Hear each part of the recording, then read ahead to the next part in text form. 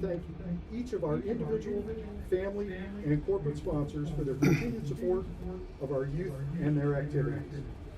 Through these donations, the Booster Club is able to provide student-athlete scholarships, meals, and plaques for state qualifier athletes in the fall and spring, and to help purchase individual teams' sporting equipment. For more information on our different sponsorship levels, please visit the Carl Junction Athletic Booster Club Facebook page. Go stand outside and see if you can hear it. And for project graduation, what's up for grabs? A brand new 2026 Kia K5, Sorrento, or Carnival, or a $25,000 cash option. Buy your raffle ticket today from the senior parent or visit cjprojectgrad.com. In addition, they are selling tickets in the North Concourse across from the Are you playing a pregame? Not yet. merchandise tent. So I'm fixing parlay pregame. Tonight, we recognize the future of our Carl Junction Bulldog Cheer program, our youth teams,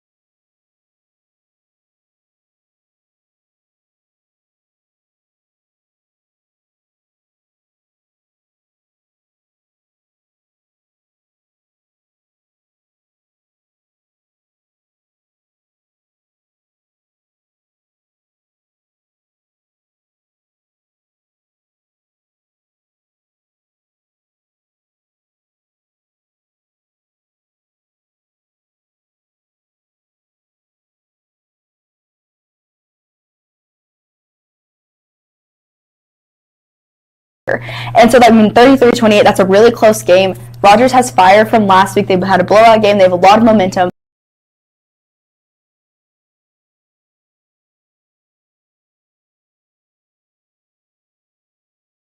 I just always look at past years, and I always say that history repeats itself.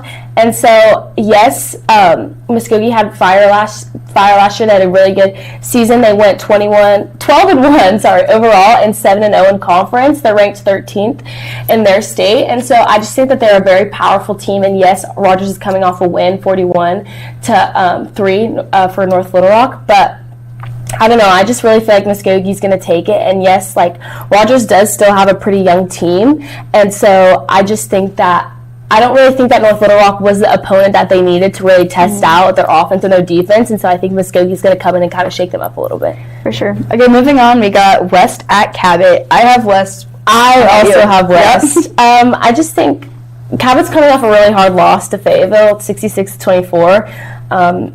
And so I just think West really hung with Greenwood. I mean, the score is only 35-31. They were in it with Greenwood for a long time, and I just think that shows, I think we underestimated West a little bit last week, but sure, if they can come out and put up that performance against Greenwood, then I have no doubt that they're going to beat Cabot. I mean, yeah, you're going to see both these teams in the postseason this year, and Cabot more in recent years has dominated more. Right. Like you said, West gave Greenwood fits, and nobody has been giving Greenwood fits. And I mean, Cabot's coming off a blowout loss, and West is coming off of a competitive game. I mean, last year in this matchup, Cabot won 44-38. It's going to be a really good game, but I think that West might just have that competitiveness to take it over this year. I agree.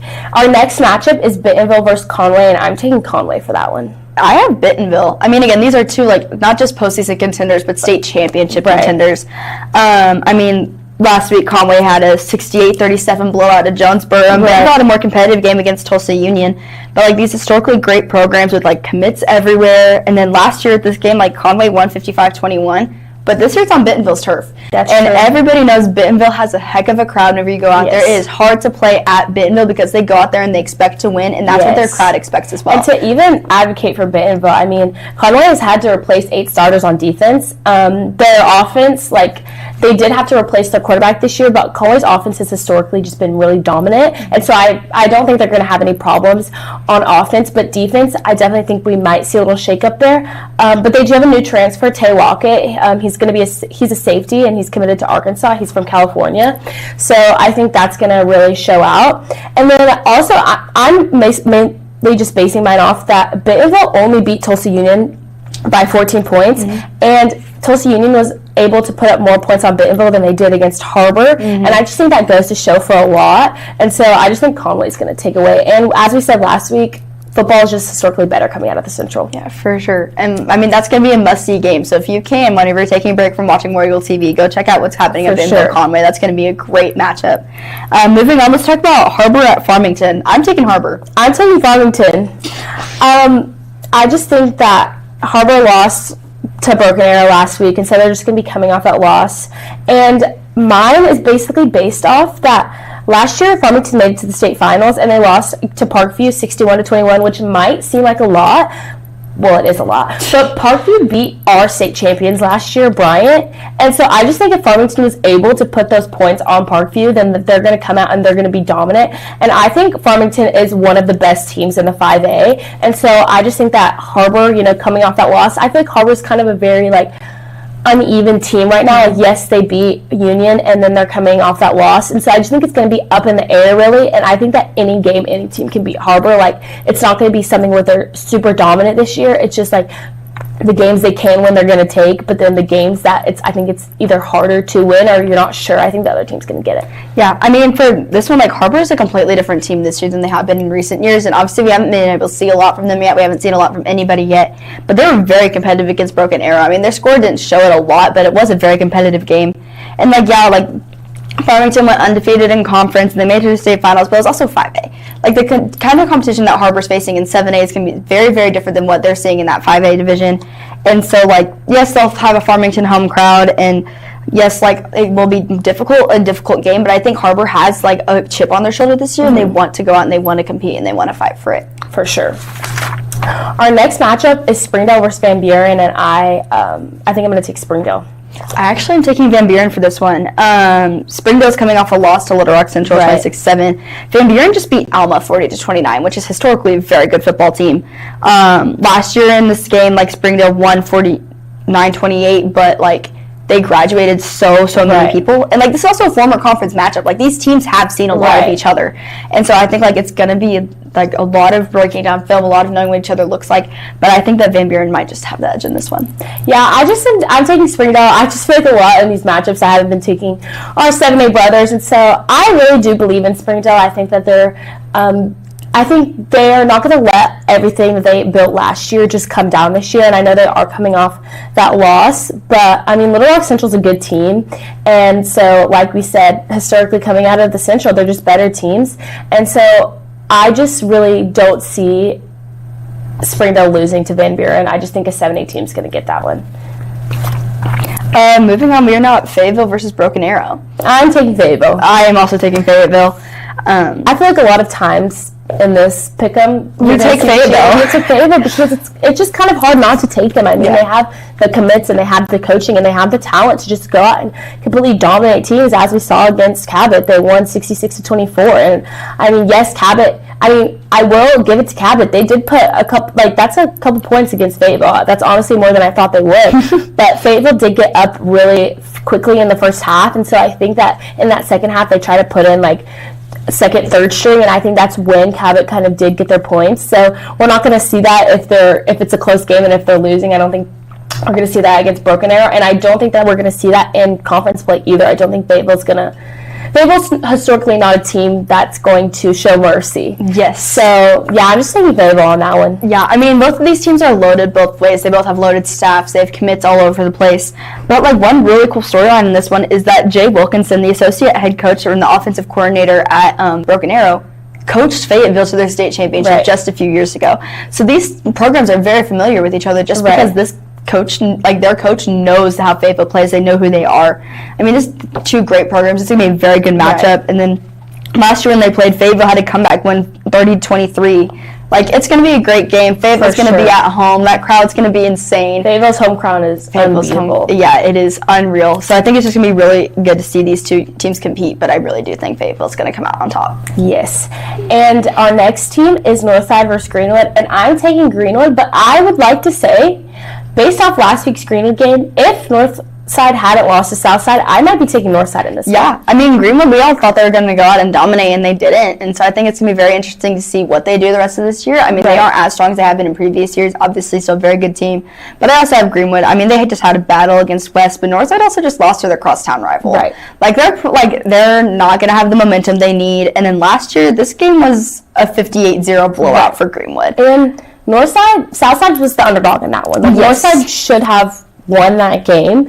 And so I just think that it goes to show, like, I think Greenwood's going to capitalize on that and take that. Mm-hmm. But like I said, we can't, like, discard the fact that Greenwood almost lost to West. And that was very surprising for us. Mm-hmm. So I think it's going to be a close game. I also do think, though, for Greenwood is that they're not used to having that close of scores. Right. So they're going to take that. They're going to go to work this last week, and they're definitely, like, are hungry. They don't like being that close. They want to blow people out, and I think they're going to make, because Greenwood and Northside, like, they're two very close in proximity. Like, the stands are going to be packed at this game. Like, I think it's going to be, they are going to fight for it, and they're going to show everybody, hey, Greenwood's back. They're not, like, this last week was a fluke. Like, I want to see that team come back and compete. As we said last week, like, Greenwood is not a team that they established they're good and that they're done there. They're a team that goes out time and time again and shows that dominance over teams in past years. And so, like you said, I think they are going to be like, hey, like, we're that team. We are the best team in Arkansas. Mm-hmm. We are going to show you that we are the best team in Arkansas. For sure. But that is it for our Week 2 Pick'em, and we'll see you back here to talk a little bit about our opponent this week. Welcome back for Week 2. I'm Carson Coleman, and today I'm back with the man, the myth, the legend, Coach Williams. Coach Williams, we had a little bit of an unusual situation happen on Friday. Tell us how we kept the energy up. Yeah, so, you know, we dealt with some adversity on Friday night. The lights kept going out. I mean, that was obvious for the ones that were in the building. It was something I've never been a part of, but now I can check that one off. Keeping the energy. We definitely were telling our players to stay up and stay in the moment. One of the things I like to say is WIN. I use the acronym WIN, W-I-N, what's important now. And what was important in that moment was to continue to focus on the main objective, which was to follow our game plan and make sure that we were competing as hard as we needed to be. So you specialize in receivers, and that's a very physical position. How did, having to re-warm up multiple times, go inside of the locker room, come back out, how did that affect playing time, especially since it was mid-drive? Yeah, so it was difficult for sure. Our athletes get warmed up pre-game, and their muscles are ready to go and they're fired up. And when you have a lull like we did on Friday night, it's definitely harder to make sure that your muscles stay up to the level of competition that you're about to endure. So it was definitely tough, but we made sure that the kids were staying up, staying loose, moving around, making sure that their muscles were ready to be primed up when we did take the field again. But it definitely was. It's difficult on an athlete to do that multiple times. What lessons did you learn, and what lessons did you hope your athletes took away from Friday's situation? So I want to use the word adversity. I think adversity is the key term for what occurred on Friday night. When things don't go your way, how do you respond? And that's the biggest lesson that I want our players to learn. And I learned to stay calm in the moment. Yeah. To make sure that, when things aren't going as planned, you just got to stay calm, because players will feed off of that. If they see you amped up and hyped up, they're going to follow. And when they see you being calm in moments of adversity, they're going to follow suit as well. So on Friday, we had a lot of horizontal screen passes. Are we keeping that going into week 2, or are we going to change to more downfield passes? Yeah, so we're going to keep the extensions off of our run game for our quarterback to make reads on. If our quarterback likes the look that we're seeing out into the field, the way that the backer is playing, etc., if he likes it, let's throw it out there. Let's make sure that we can let's take what the defense is giving us. It's definitely going to stay in the game plan. It's just extensions off the runs that we already have in place. So give us a brief overview of what we're expecting on Friday. So this Friday, we're going to, stick to our guns. We're going to make sure that we keep our base game plan in play, because we believe that if we just practice what we preach, we can go out there and we can beat these guys. We just have to show it through our everyday routines. Thank you so much. We will be live again on War Eagle TV at 7 p.m. on Friday, because it's a little bit of a far game, so not a lot of people can travel, but we will see you on the live stream. Go War Eagles. Go War Eagles. Okay, War Eagle fans, we're back here again, and we're going to be talking about our matchup this week against Carl Junction. So, obviously we take Heritage. We love Heritage. This is where we're going. I think this is going to be a very competitive game. Last year it was a close game. The Carl Junction got us 25-14. But I think that's going to be the Heritage is ready to fight. Our boys are ready to play some real football. They're ready to finally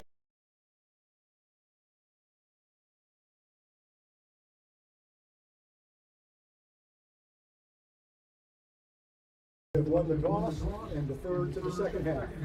And good evening, ladies and gentlemen, and welcome to War Eagle Football. We are in Carl Junction, Missouri, and the best news so far, Cindy, for everybody out there, the lights are on. The lights are on. We're live. We're ready to go. Carl Junction has won the toss already. We're ready to go quickly up here. They have elected to defer. War Eagles are going to get to football to start this one. I tell you, the one thing that is consistent everywhere we go, look at the facility again. Look at the playing surface again. Is does anybody play on grass anymore? Don't think so. I haven't seen any. And another thing that happened, those of you at home and listening will probably already know this, but I did not see a weather forecast today. We drove through a little bit of a cold front on the way up here, and it's kind of cool up here. Cool up here in Southwest Missouri. Obviously, we came in coming off of a week last week at Siloam Springs. First of all, we're just hoping to play a full football game today. Yeah. We're the only team in our conference that hasn't played a full game yet. We're ready to go. We're ready to get after it. So obviously we played a half of football down in Poto by design. We didn't quite get a half of football in last week at Siloam Springs. before the lights went out on us, literally for the 4th time. So we're looking to get going here, and we'll talk about some of the things that went on last week, but more importantly, we will continue to talk about this game here tonight. Cam Isbell is back to receive. Deep at the 10-yard line. That looks like that's Cam Mormon over there along with him. Getting ready to set the kick, return this kickoff from Carl Junction. If you are listening to us, not watching us, War Eagles are in white on white with the Navy helmets. We'll be moving from right to left in this first quarter in this one.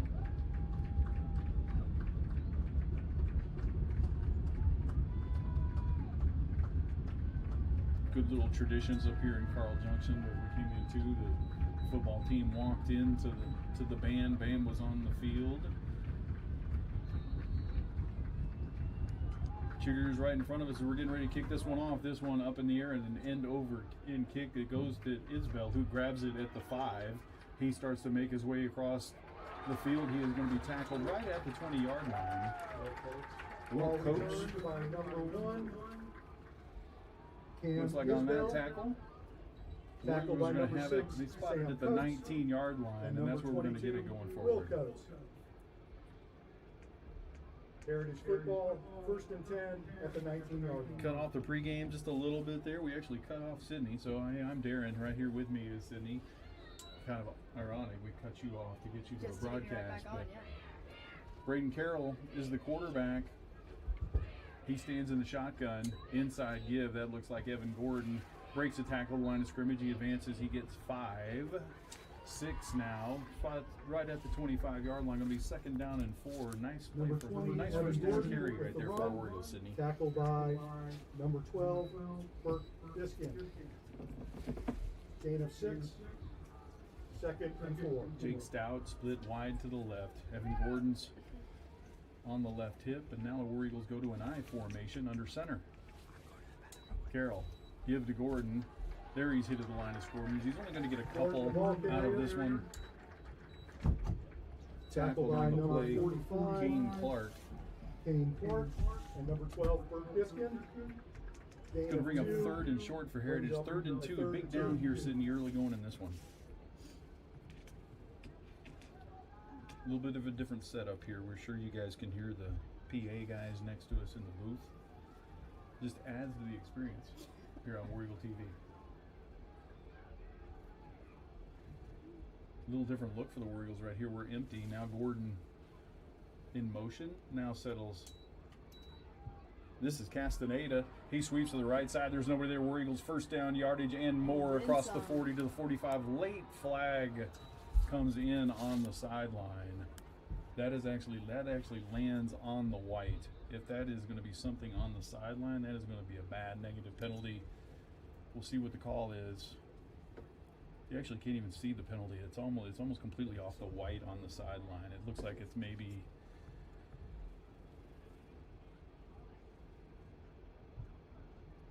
I think it's some sort of infraction. It is an infraction on the coaching staff. It should be post play. Maybe not. Actually, we're still going to have enough yardage for a 1st down. They're going to spot it about the 33. It's some sort of call on the coaches. So right there, I think what you probably It's a saw, sideline Sydney, is you probably violation saw against as the Heritage. officials running to keep up with the players, Still get War 1st Eagle and staff 10 or players at the 32-yard are in the line. white when they shouldn't be in the white, and that's a 15-yard penalty just for the safety of the officials. So it hurt us, but not so much as at the 33-yard line and a 1st down. A little bit of a different look there, Sydney. Put Castaneda in at quarterback in kind of a wildcat look. I saw some glimpses of that last week in Silent Hill. We're just kind of playing around, see what we can do with those two. And Now, play stops here. Looks like Carl Junction coach Todd Hafner is questioning the way that one was administered.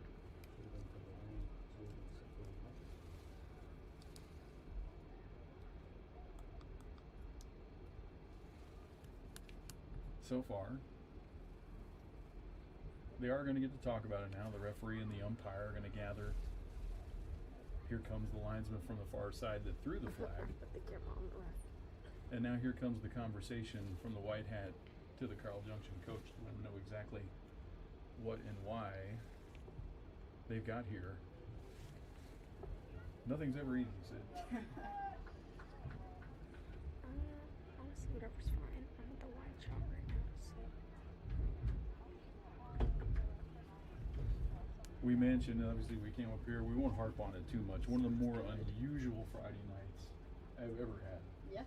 Last week with the lights going out in Siloam Springs 4 times in the second quarter before we finally called no mas and did not finish it. We're actually about to get the football back with 47 seconds left in the second quarter when we called that one. So once again, we're just looking forward to playing a full football game tonight. Sure hope we can get one in. This delay not caused by lights, but this is an extended conversation. The referee's given a lot of latitude to the coaching staff here, extending this chat.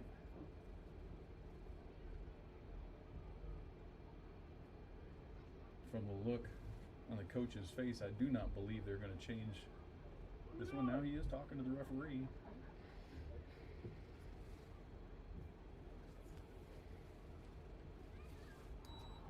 We're going to leave it right there. First down and 10 for the War Eagles on the 33.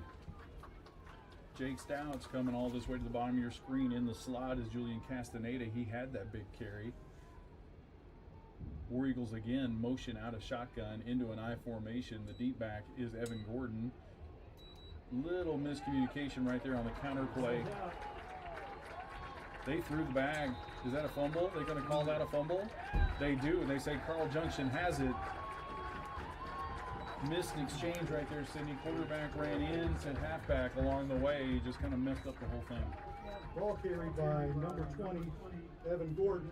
There was a fumble on the play, recovered by Carl Junction's number 12, Burke Diskin. And Sydney, from the first play last week, turnovers were called for us in the first half.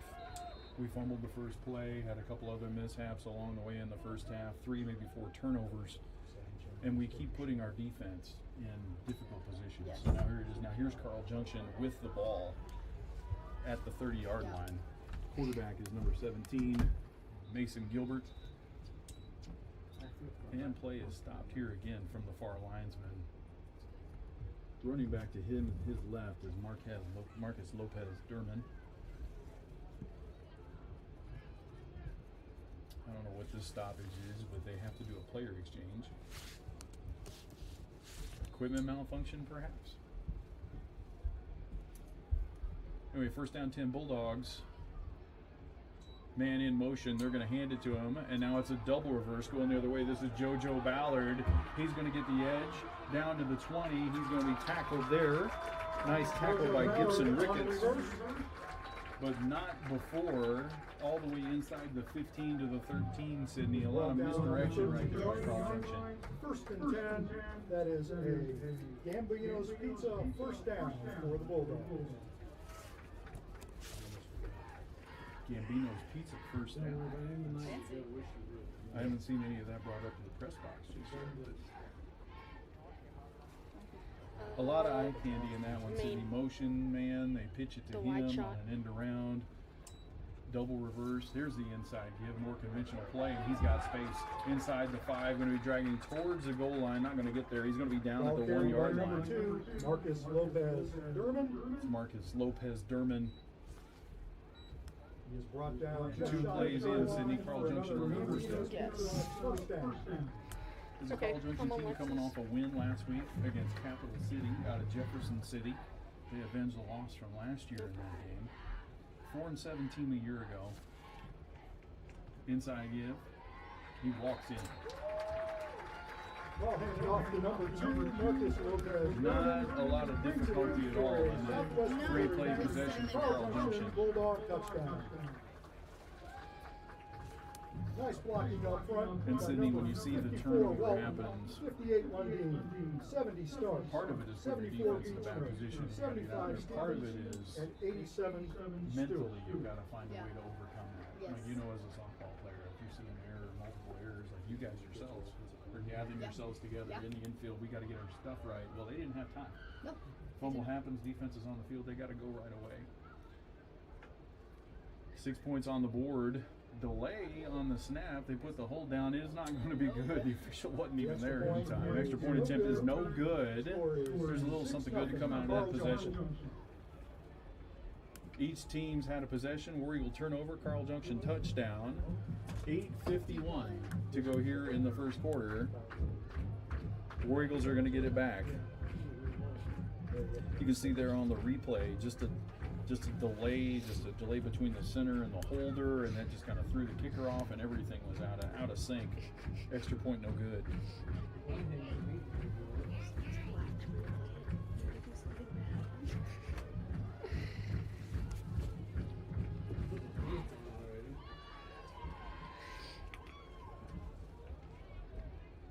Kicking off again for the Bulldogs is number 37, Nolan Cow. Back to return. Yes. Number 1, Cameron Isbell. You might want to get just a little bit farther back. Isbell and Mormon. Yeah. I believe it's 3. And Like, number no, 3, not like you're- Cameron like to the Mormon. right. Thank you. Well, it may not be. He hasn't turned sideways for me. Really. Maybe wrong. That's the usual. Like, End no, over end that's kick number is in the 18. direction of Isbell again, and he's going to take it just inside the 5. He's moving to the middle of the field, tries to make a man miss. He's going to be bottled up there and tackled on the play. That's 82 Keller Campbell. Number 1, Cam Isbell on the return.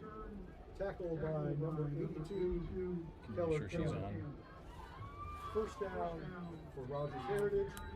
I mean, it should be 17 coming yards. from. It should be both coming from the same thing. Try and. Just start talking. Yeah. My life. Okay. Here, I'll try and pull it up on my phone real quick. So War Eagles are going to have it on the 17-yard line. Little technical check right there. Make sure we can hear Sidney Gaffney. Handoff goes to Evan Gordon. He tries the right side. Going to get across the 22 to the 22-yard line. Nice carry there by Evan. Sidney, so far, we've had some success carrier on the number edge. Yeah, run games look good. Evan Gordon. Evan's had some Tackled success so far by tonight, so we'll number see, like, pushing through drives. 20, Maddox Shorter. Only mishap again. War Eagles jump into a little bit of a different formation. Ran a counter. Didn't quite go so well. Quarterback, running back ran into each other on that one. Otherwise, they've looked pretty good. Inside give. Whole bunch of Bulldogs right there in the middle of that one. Evan's going to fight forward. We'll give him a yard, maybe a half. Ball carried again by number 20, Gordon. Tackled by the interior of the Bulldog defense. Where that would be coming from.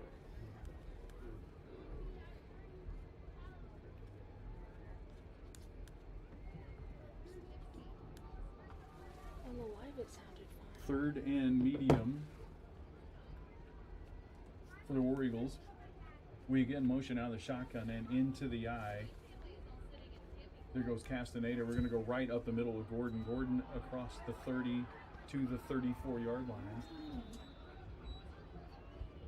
Ball carried again by number 20, Gordon. Tackled by number 12. Good gain by Gordon across the 30 to 34-yard line. That's going to be a first down for the War Eagles. First and 10.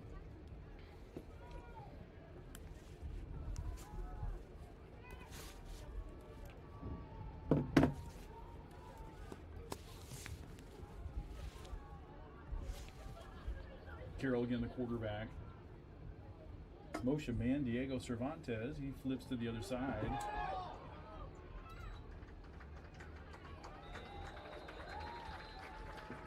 High snap. All we can do is fall on it. That's going to be a big loss on first down, Sydney. Another negative play. Quarterback sacked by number 45. Going to be second down and 19. That was a loss of 9. Brings up second and 19 at the 25-yard line. And we talk about turnovers, we talk about negative plays, penalties there, Sydney. Those are the things we just kind of have to avoid. Yep. Here's Jake Stout coming to the bottom of our screen. Braden overlooks the defense, snap back to him, drops straight back to pass, looking to the outside. It's going to be just short and incomplete. Looks like that one's intended for Noah Walker, number 86, tight end. It's going to bring up third and very long. Third and we got to get the Joplin, basically. Yep. I know you all at home care about this. I spent my college years in Joplin, Missouri Southern.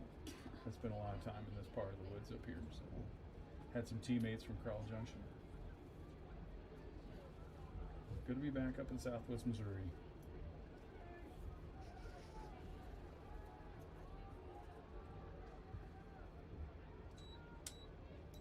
Oh, a little inside reverse for the War Eagles. Gordon hands it off to Castaneda. Castaneda is going to cross the 25, but he's going to be run into number 6, Sam Coates, and then push back. And here is a late flag. Oh, could we get a break on this one, Sid? That actually, I don't think would be enough for a first down anyway. Enough for something. Personal foul against Carl Junction. Sam Coates. It's certainly going to help out field position at minimum. And might give the War Eagle coaching staff a little something to think about here. We are going to be short. It's going to be 4th down and 2. Ball is spotted at the 42-yard line. Better than 4th and 19. It's an option. That is one thing the high school rules, a personal foul there for the unnecessary roughness. 4th down. Does not give you an automatic first down. They actually just flipped the down marker to 1. They actually just had to undo it. Over there, it is 4th and 2, and the offense is on the field. Again, big decision early for the War Eagles. And now here comes the timeout. We're going to think about it. Want to make sure we get this one right. Coach Munoz and staff is going to take a timeout.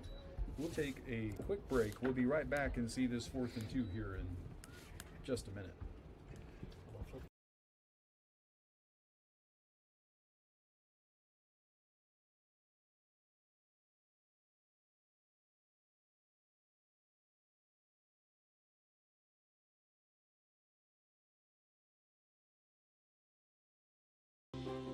At Arvest Bank, we believe financial confidence should be within reach for everyone. Whether you're just getting started, planning for your future, or starting a new chapter, we're here to help you plan and reach your goals every step of the way. Because everyone deserves a financial partner who cares. Arvest Bank. We believe.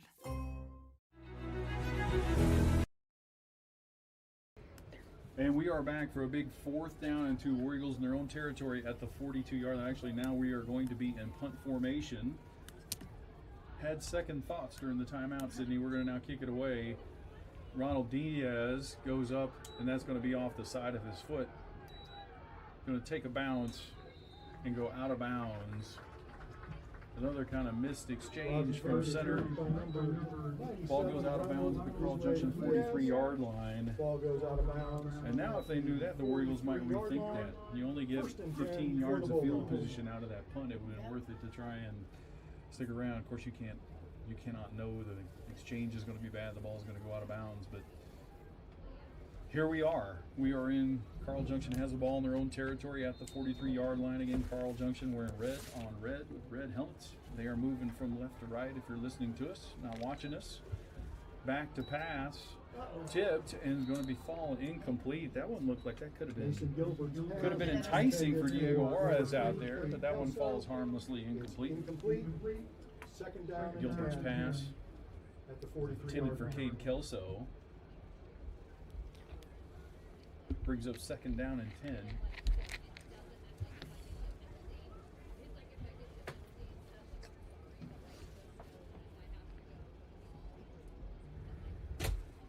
I understand there's other football going on this evening.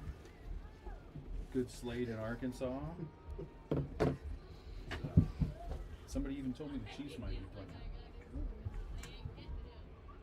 Here's the end around. Same way they started the game, but without the double reverse. Coming up from the safety position to make the tackle. That looks like Will Stone, and it is. Going to be a gain of about 5, now 6. It's going to be 3rd down and 4 from the 49-yard line. Tackle by number 8, Will Stone. Nice hit by Will right there coming up. Stayed low. Ball is on the 49, clean tackle. Bringing up a 3rd and 5. Good crowd up here at Carl Junction. Everybody's in coats and I'm in shorts. We weren't anticipating the weather change I was on the not. drive up here. I was not. It was hot at home. Getting humid out there. Play fake on third down. Look across the middle, off the fingertips of the receiver and incomplete. Coming up to make the hit is Sam Klein. Coming up a little slowly from Pass that hit intended is for number 26, Tristan Caden Lopez. Jones. Pass is incomplete. It is 4th down.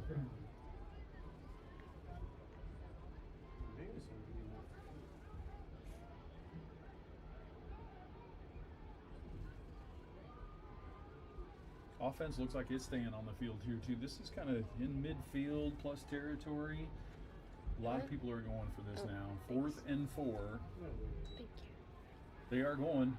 Passes back and incomplete, or complete, excuse me, for a first down. Mason Juarez is going to Gilbert's come up and make the pass is tackle. The complete. catch was made to Brian Hanks. To number 8, Brian Hanks.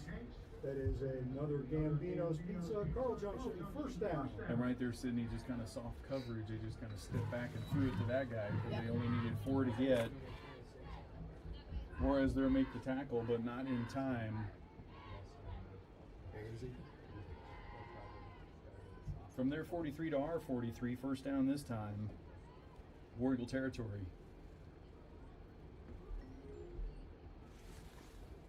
Motion man. Instead, it's going to be given to the halfback. Nice first contact in the background by Santiago Cortez, and a whole bunch of War Eagles came to help clean up. Julian Castaneda in there, also Sam Klein in there. Nice play by the entire War Eagle defense. Marcus Lopez Durham for no gain. 2nd and 10. No gain on the play. Really like the aggressiveness of Santiago Cortez. Tends to come in a bad mood, as they say. Brings a little violence with him. Had a lot of help from his friends right there to clean up that tackle. Brings up 2nd and 10. Backfield's the same. Lopez Durman next to Gilbert. Give the ball again to Lopez Durman. He's going to push the pile forward for a gain of 2.5.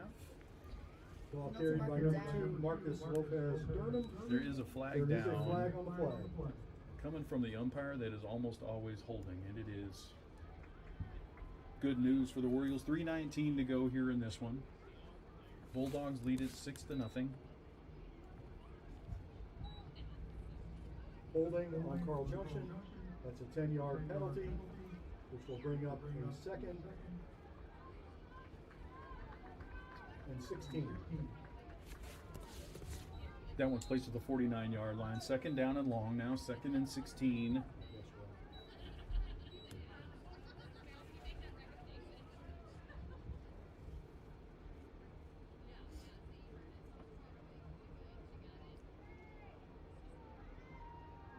Two receivers, both of them. Everything's overloaded to the right, and they're going to run option this way. War Eagles defend it well. Quarterback makes a man miss. Is that Edwin Reyes? Ball Clears carried it by up. Number 19, 17, Edwin Reyes, Mason coming all the way Gilbert. across from the backside. It's going to be a gain of about 4. It's going to be 3rd down and long, 3rd and 12. Brings up 3rd and 12 from the 45-yard line. Well designed right there, Sid, by them. They had the entire, all of the special players were on this side of the line of scrimmage. Kind of did an overload. War Eagles played it well. Back to pass on 3rd and 12 to the sideline. There's the man that got the last first down. They say he gets this one too. Pass is complete. Pass complete to number 8. To Brian Hanks. Brian Hanks. It is going to be short, but that's going to be close enough to go for it, I believe. Ball is on 4th and 3. 36-yard line. Bringing up 4th down and 3 yards to go.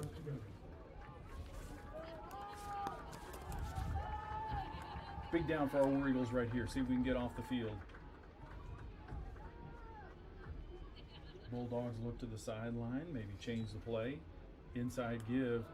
Lopez Durman, he is going to have it across the 30 down to the 26-yard line. Inside give is good for 10. That's enough for a Carl Marcus Johnson. Lopez Durman, 5'8", 200-pounder. Had it before contact and then just dragged tacklers away. Gain of almost 10. Bulldogs still in business at the 27-yard line. We approach 2 minutes to go in this one.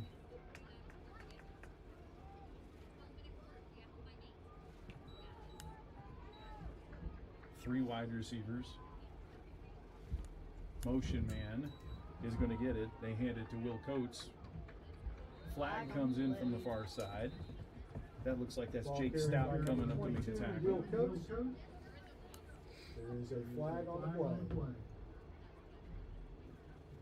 Flag's out on the edge.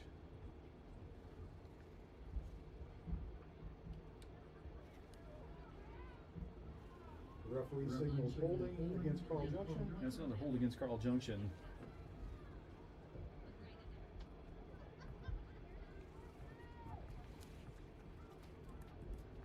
That one's going to be right at a 10-yard penalty and first down all the way back to the 37-yard line. First and 20 for the Bulldogs. War Eagles with another opportunity, a negative play here. See if we work our way off the field on this one, Sid. 1:40 to go here in the first.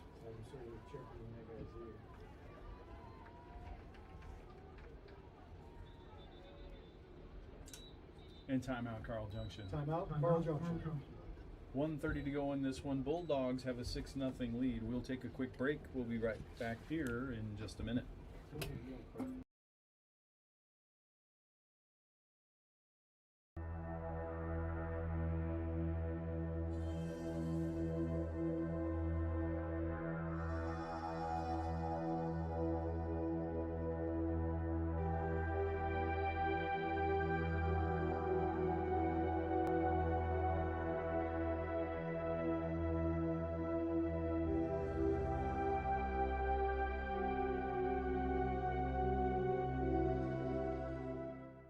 The roof is a home's main defense against the elements, so services like upkeep, repairs, and upgrades are vital. David's Roofing is the only roofing contractor in Northwest Arkansas that has the prestigious Select Shingle Master rating from Certainty. With David's Roofing, your roof is in good hands.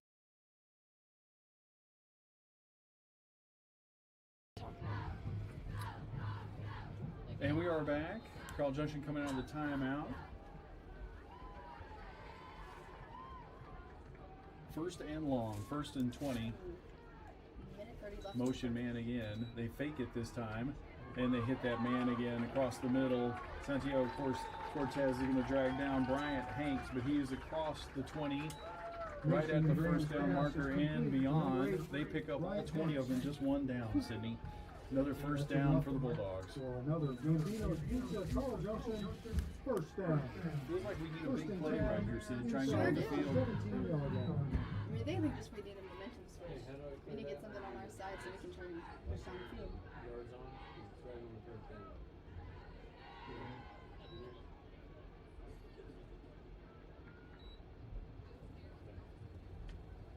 Here's this overload again. All three of his specialists over on this side, and they're going to hand it to Lopez Durham. He heads that way where all the bodies are.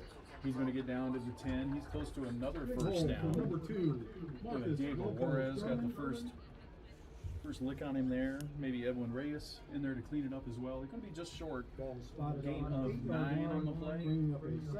Second down and short. Again, Sydney, they just have us outnumbered over there when they did that. We played it well the first time. That time, just too many bodies over there moved us back.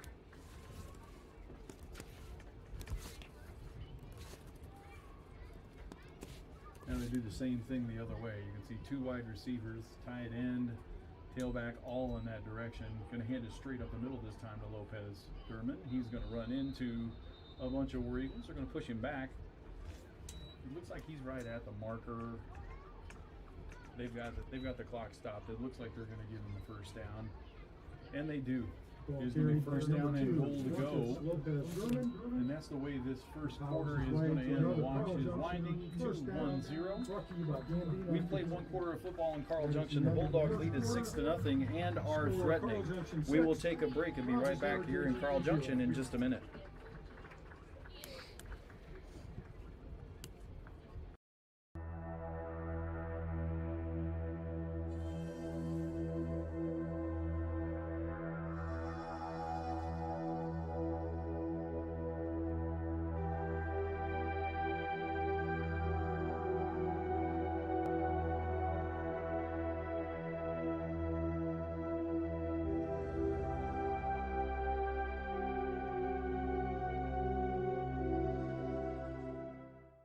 roof is the home's main defense against the elements, so services like upkeep, repairs, and upgrades are vital. David's Roofing is the only roofing contractor in Northwest Arkansas that has the prestigious Select Shingle Master rating from Certainty. With David's Roofing, your roof is in good hands.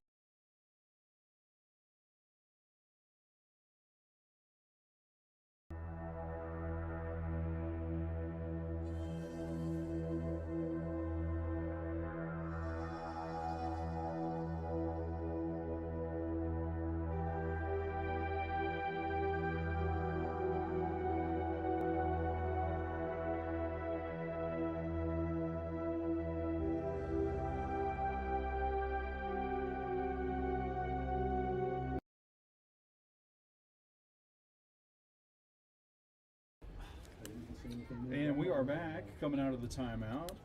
Carl Junction recognizing the 1983 team that was inducted in their Hall of Fame. Hey, Audrey, make sure you're at the line of scrimmage.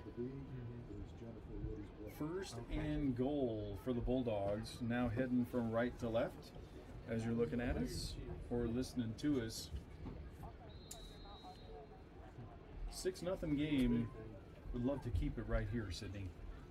Find a way to keep points off the board, at least force a field goal attempt. Give right up the middle with space. Lopez Derman, touchdown Bulldogs. Ball carried by number 2, Marcus. And that's twice inside deep in the red zone, just not a lot of For a resistance on that play Southwest up the Missouri middle. Bank, Carl Junction touchdown.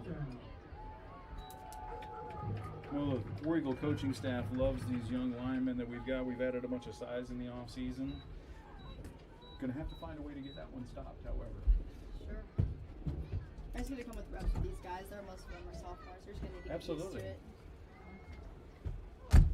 That's ours with it too. Yep, little swing and gate formation here. 90-87 in motion is a big man. They're going to snap it. Quarterback rolls to the right, looking to the end zone. There's nobody there. Man down. There's contact in the end zone.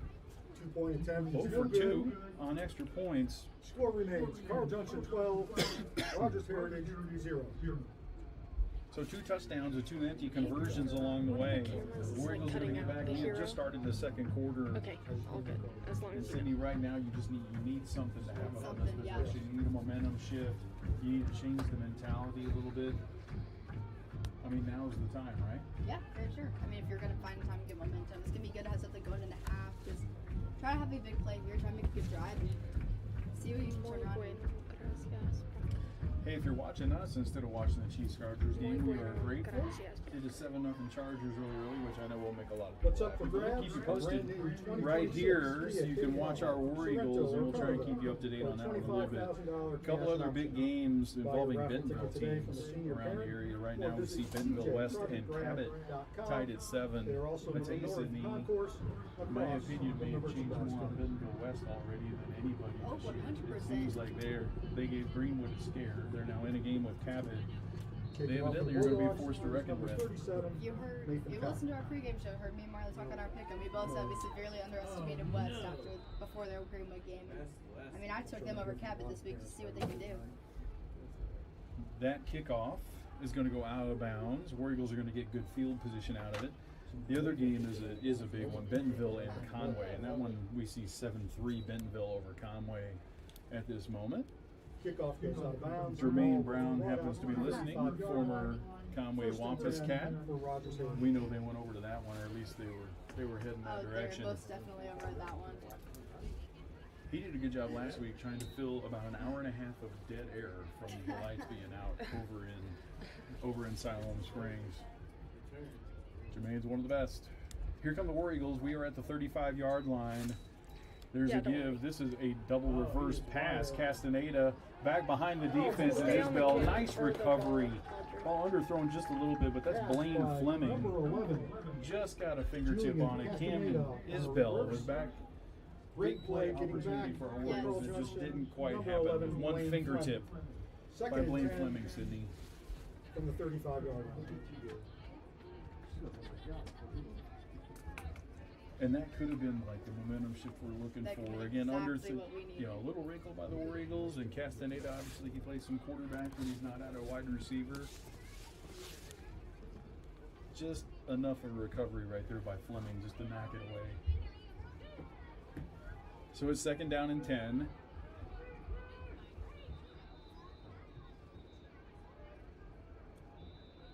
And we were going to see Castaneda in at quarterback right there. There's going to be a timeout taken. Timeout. Rogers Heritage. By the War Eagles.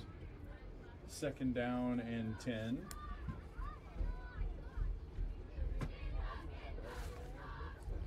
Good job. Rogers has got Tulsa Holland Hall. They're up 21-0. Rogers is good. You have Muskogee? No, they should be. Oh, they should be playing Muskogee.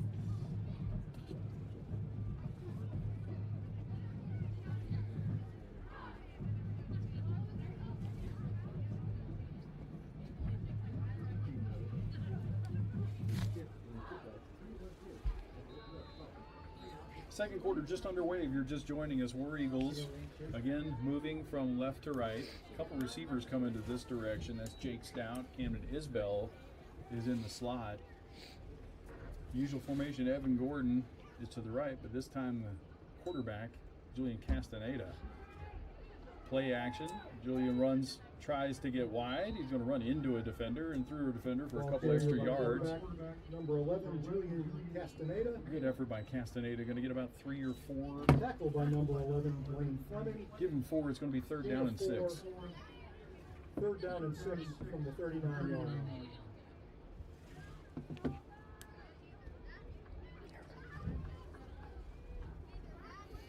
Castaneda now is going to split out wide as wide receiver to the top of your screen.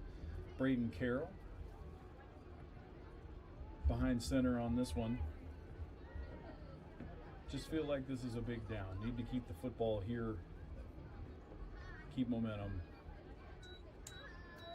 Carroll back to pass.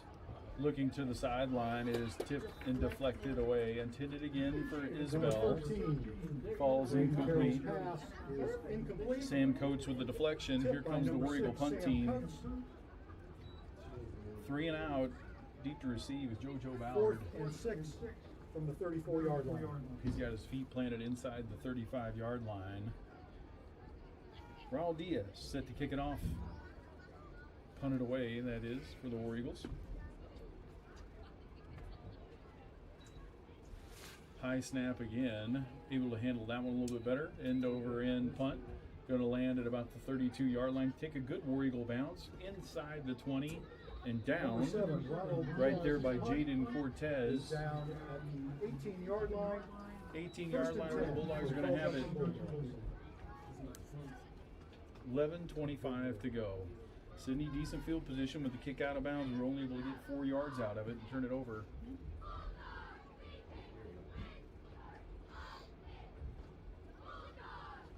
And now a big possession for that War Eagle defense. It was an even yardage game last week against Siloam Springs. We lost the turnover battle, and that lost the score. Back to pass over to the right side. Mason Graham's pass is complete.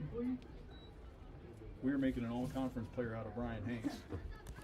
Hanks, I thought it was. To number 8, Brian Hanks. Gain of 2 on the play. 2. Second down. So far, that's been Mason Gilbert's favorite target.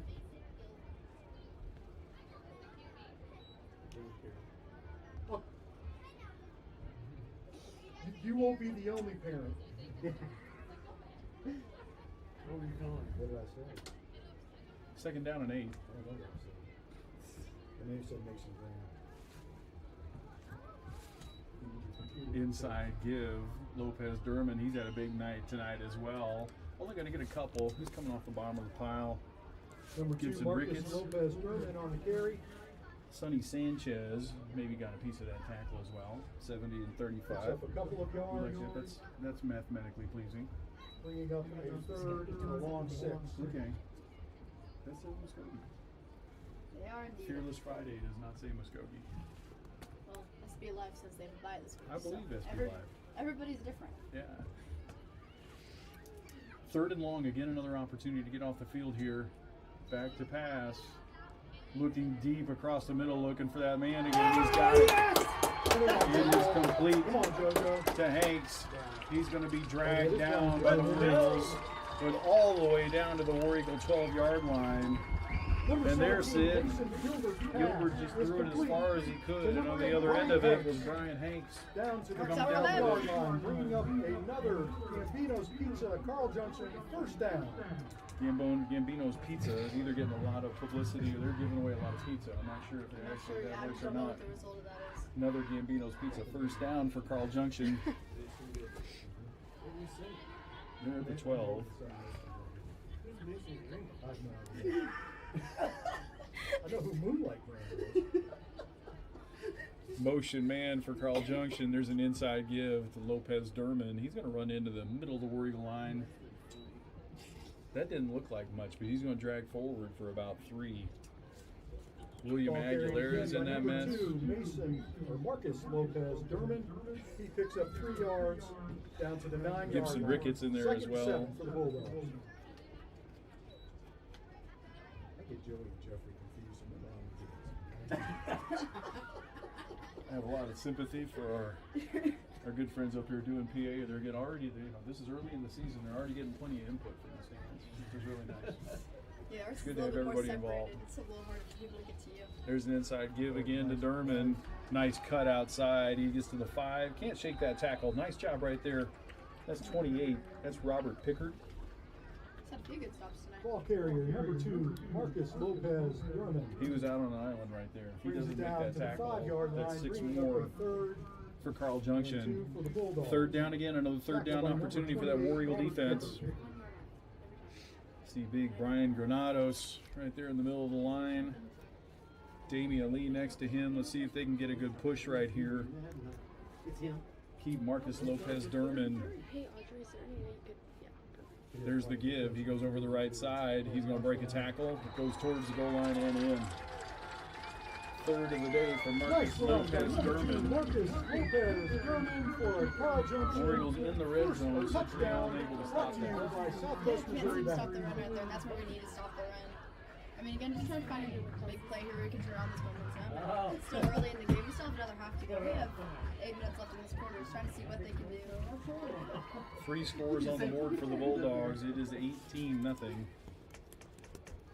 They showed that swinging gate again. Point attempt is number 43, Mason They Cowger. motion in. It's a regular extra point formation. Mason Cowger. That one low. Did you say Mason Cow? Mason Cow. Mason Cowger. You said Did he Larry to come over and beat me up? Did you say Mason Cow? Yeah, you said Mason Cow. No, you didn't mean they said so bad. The extra point is Extra point is no good. Extra point was Score very remains. low. Carl Junction 18. That actually, Roberts he might get some 0. flack for that one when they watch film on that one. I'm pretty sure he got one of his buddies in the backside right there. But that's extra point there is no good, but that is the only thing that has not gone right for Carl Junction at this point. We've got 8 minutes left to go here in the second quarter. It is all Bulldogs, 18-0.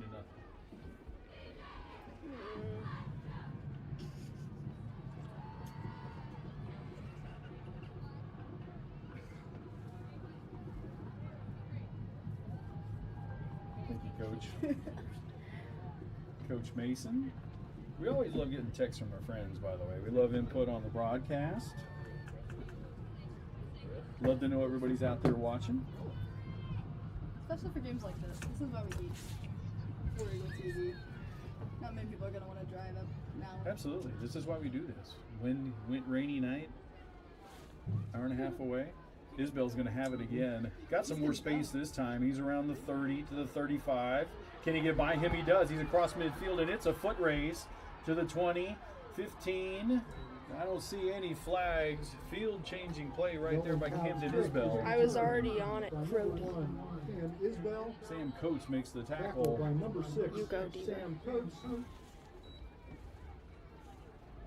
We are all the way in the red zone. We're going to take it over. Actually, it looks like they're going to, on the 16-yard lines, where they're going to have it first down and 10 for the War Eagles. Hopefully, Sydney right there. That's just the spark that Exactly what we gets need. us going the right Been direction. talking about this whole game.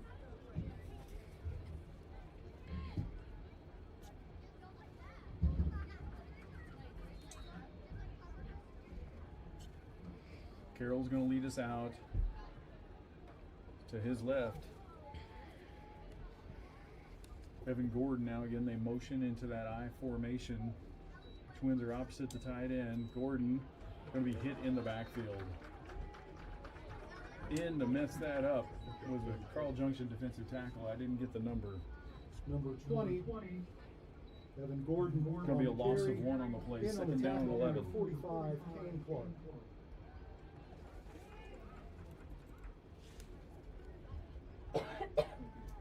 Just need to capitalize on that big play right here, Sid. Certainly need some things to go the right direction. 2 wide receivers. Heather Castaneda. Wide to the bottom of your screen. Jake Stout is in the slot. Straight back to pass goes Carroll. He's looking towards Stout. It's going to be picked off. Ball was intercepted in the end zone. It wasn't Stout, actually, the intended receiver was Noah Walker. Picked off by Carl Junction. Big play goes for naught. We turn it over again. Rogers' Heritage pass is intercepted by number 7:04 to go in the touchback. second quarter. Carl Junction's going to have Ball it will be with a spotted on the 3-score 20-yard lead. line. 1st and 10 for the Bulldogs.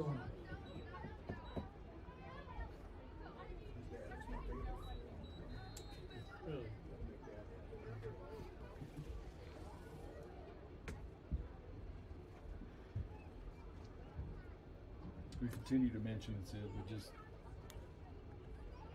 Turnovers. can't continue to turnovers, penalties, mistakes, can't overcome them. Meanwhile, on the other side, they found the formula they like. That's Mason Gilbert. Mason Out to Gilbert's Brian pass Hanks. is complete to number 8, Brian Hanks. He's going to be tackled Another by Robert Pickard, but it's going to be enough for a first down yardage. Bulldogs First down. on the move. First This and hasn't 10 been that on the complicated 30-yard from line. Carl Junction's side. It's been a lot of Marcus Lopez Durman running the ball and a lot of throwing the football to Brian Hanks. Yeah. This is their more balanced formation. They got twins to the right. Hanks is down here by himself to the left. Handoff goes to Lopez Durman. He is going to be hit first by Cortez. He's going to drag body. He's going to be taken down by Elijah Smith, but not before he crosses the 45 to the 48. To the 48-yard line for another game. We're going to have a little lineman exchange for the War Eagles, and right now, Sydney, it almost feels like you've got a little spirit-broken type of impact on that War Eagle defense. Right now, the Bulldogs appear to be doing whatever they want to do. Yeah, this Quinn is like, these guys haven't gotten a break yet. Like, they just they keep running back out. I'm really hard. We need to find some more momentum on offense so these guys can just kind of carry that over here. It's hard to just keep getting scored on. Same play. Elijah Smith makes the tackle again, but this time he's actually at the line of scrimmage, or even a little bit behind it. Nice, well played by the War Ball carried by number 2, Eagles. Second down and 10. No gain.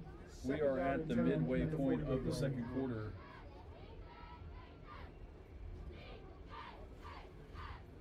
Second down and 10.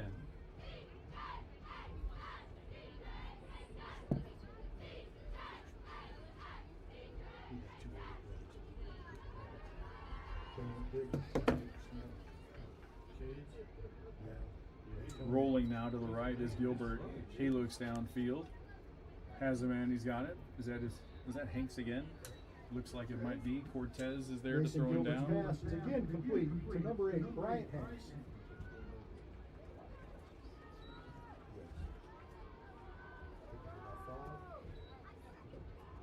Gain of 5, bringing up a Forward 35 progress is an aggressive from spot. the 47-yard line. At the War Eagle 47, it is third down and 5.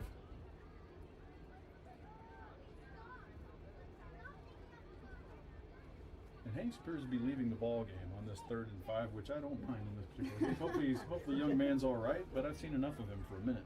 Yeah.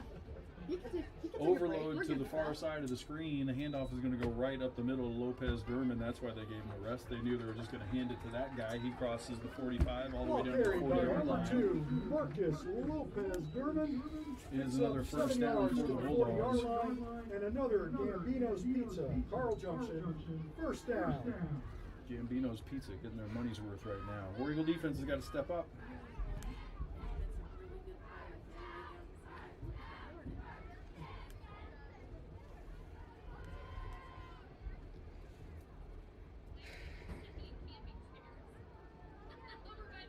motion man. They're going to hand it to him. Now they're actually going to keep it. Gilbert tuck it in there. Coming up is going to be Jake Stout to make a tackle. Going to be in at 5, maybe 6 on the play. Second down and number 4. 17, Mason Gilbert. Picks up 6 to the 34-yard line, bringing up 2nd and 4. Again, if we're watching this instead of watching the NFL tonight, thank you, thank you, thank you. After 1, Chargers 7, Chiefs nothing.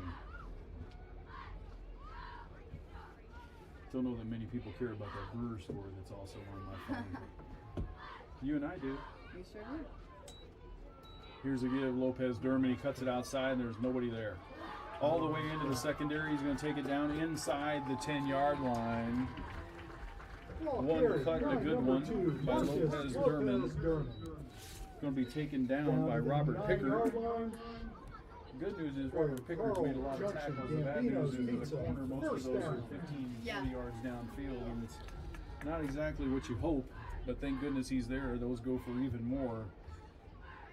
First down and goal to go from the 9-yard line. 3:35 to go in this opening half. Put in a tight end for Hanks this time. Twins this way. You got the big package up front that looks like Lopez Durman as is. No secret what they want to do. He's just going to drive towards the goal line and into the end zone for a touchdown. They could have announced what they're going to do right there, Sydney. Lopez Durman cracks it in for 10 yards and yet another touchdown. Again, great blocking up front by Walton. 24-0 is the count. Starks, Beechner, Stevens, and Stewart.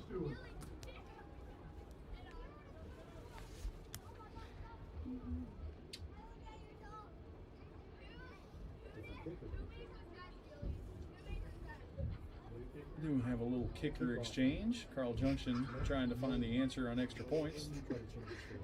That one up and good. The kicker, number 37, Nolan Count, is up and good, making the score. Carl Junction Bulldogs 25, Rogers Heritage 0. Warrigal's going to have it probably just one more possession for the half. We'll take a quick break. We'll be back for that late second quarter possession right after this. At Arvest Bank, we believe financial confidence should be within reach for everyone. Whether you're just getting started, planning for your future, or starting a new chapter, we're here to help you plan and reach your goals every step of the way. Because everyone deserves a financial partner who cares. Arvest Bank, we believe. We are back. War Eagles set to receive it. So far, Sydney, all Carl Junction. Kicking off for the Bulldogs, number You're a competitor. Nolan Count. What are you and your teammates saying right now? I mean, we've seen every set. I mean, we keep talking about momentum this whole game. Like, the second you get a switch of momentum, that you gotta have to take advantage of it. Like, we got our big kickoff return earlier this game, and then it turned not so great for us, and that's where they had another touchdown. Carl Junction is going to onside kick and they're going to recover. Cover their own kick. Did he get his own kick? And this onside kick by Carl Junction, recovered And by I'll tell you, this is what's going to go down on the film. First down, Carl Junction on the 44-yard line. Carl Junction did an onside kick. Kicker recovers his own, I believe. We did not have a single player on the turf. And that is what's going to show up. Like, you cannot have that. There needs to be multiple people diving into there trying to make a mess out of that. And we give it back again.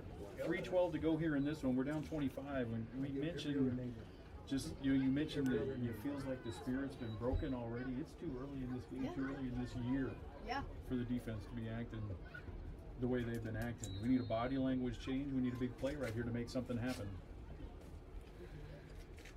But it's Bulldog football once again. Back to pass. They're going to go deep right here and try and get it all. Going back for that man again. Pickard's got an interception, but there's a flag down. And it's actually a good call. 2 hands in the back. Official was right there to look at it. Pass is intercepted by number 28. It's going to be pass interference on the Warriors. But there is a flag on the play. I would like to believe I'm wrong here, In fact, Sydney. there are 2 flags on the play. You can see here on the replay, you just see the two hands. You see immediately the back judge looking into his back pocket. It is pass interference on the defense. And then a block in the back, which they'll decline because they won't need that one. Obviously, they'll take the pass interference call. That'll result in a first Illegal down. block in the back after the interception is declined. The defensive pass interference is accepted. It is a 15-yard penalty and will be a Not a bad first play and right 10 there, for the Sydney. I do think Bulldogs. a correct call. That coverage is there, coverage is good. And don't blame Carl Junction for trying to go for the throat right there. Get another big turnover plus play. Yeah. 15-yard penalty is going to put it inside the 30. They're at the 28-yard line. First down, Bulldogs. Mason Gilbert, Ball is on the quarterback. 28, but not quite to the 27. Next to him, Marcus Lopez Durman. Back to pass. He's just going to throw that one up. Does he come out on the other side? That was a nice effort right there by the quarterback. Good coverage out there also by Diego Juarez. Mason Gilbert's pass falls incomplete.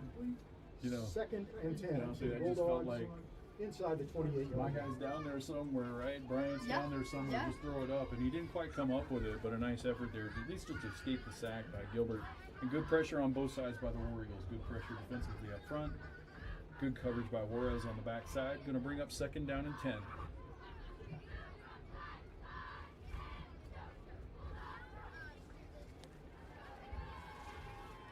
Man in motion. Snap is high. Gilbert's not going to be able to do anything with it. Santi Cortez is in the backfield right there. Called his name a number of times tonight, too. Going to be a loss of 2 on the play. Mason Gilbert keeps it. Third and 12.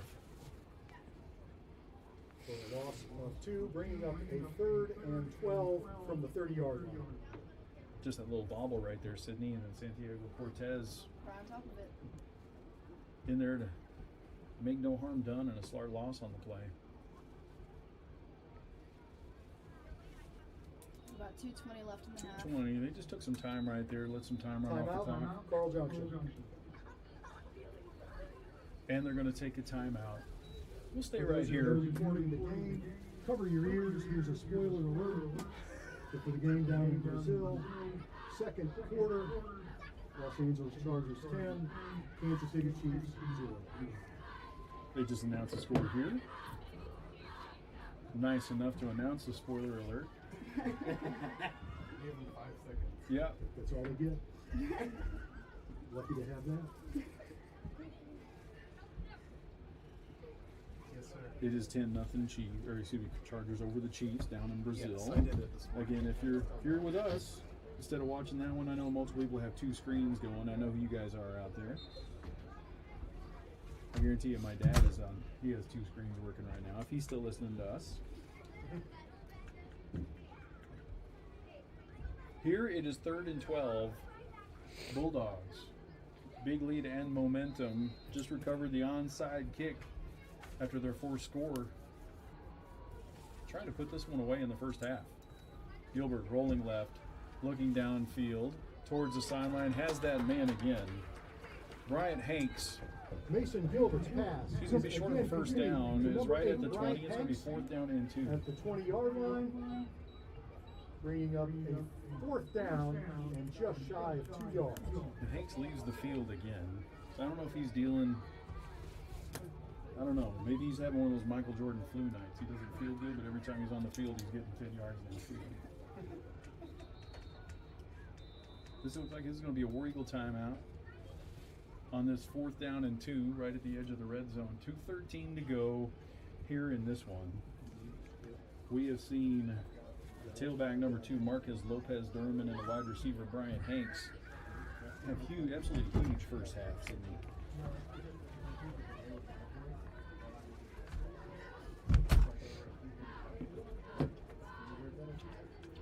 Updated on a couple more scores.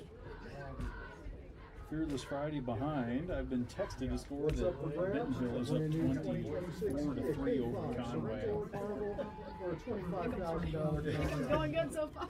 Buy your raffle ticket today from the senior. By the way, Cindy just mentioned to pick 'em. If you've been joining us at game time at 7 o'clock, you've been missing a lot. Gary Davenport and his team have done a great job putting together a great pregame show between what Carson's been doing, with coach interviews, with Marley. How you and Marley liking that? You think it's good? You're doing a great job with It's that. so much fun. 4th and 2 it is. Inside give, Lopez Durman. There is a flag down. This play didn't happen. Penalty on the play. It's encroachment on the War Eagles. That's going to give them the first down. Offside against. We had a couple people in the backfield. That's 5 yards and a first down. For The Carl reason we Junction. might have had a couple people in the backfield is we got a little bit of a head start, Sydney. Ball placed at the 15-yard line. First down for the Bulldogs. Same way in the backfield. Gilbert hands it off. Dribbled to Lopez Durman. He just gets back to the line of scrimmage, but avoids further damage. It'll be second down and 10. 1:52 clock running here in the second quarter. Lopez Durman for no gain. Second and 10 from the 15-yard line. 3 wide receivers now for the Bulldogs. Looking right, one-on-one coverage towards the end zone. Up, flag is going to be down. JoJo Ballard makes the catch. Touchdown is the signal, but right there is exactly where the flag is. Both of there is kind of fighting back and forth back there. That's Juarez and JoJo Ballard. I'm not sure which way this one's going to go. Pass interference. Defense is going to be the call. They're going to decline that, of course. Touchdown is good. The call is pass Fifth score of the half. It's going to be 31-0. Extra point and it pending is a Southwest for the Missouri Bank Bulldogs. touchdown for the Bulldogs.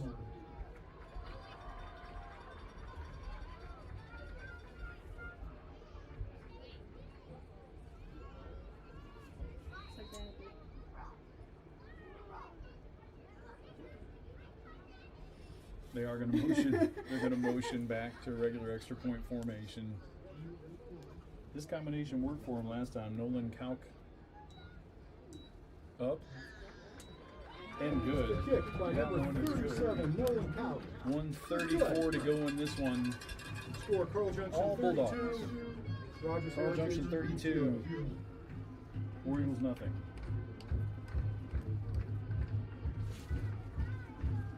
Not ideal. Surely less than ideal.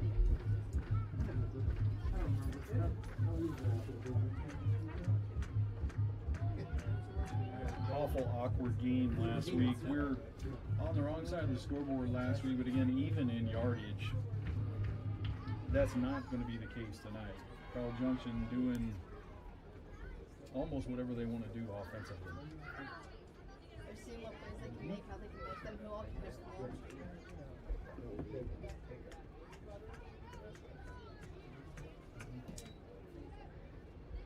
And they will get the football to start the second half. They deferred opening toss.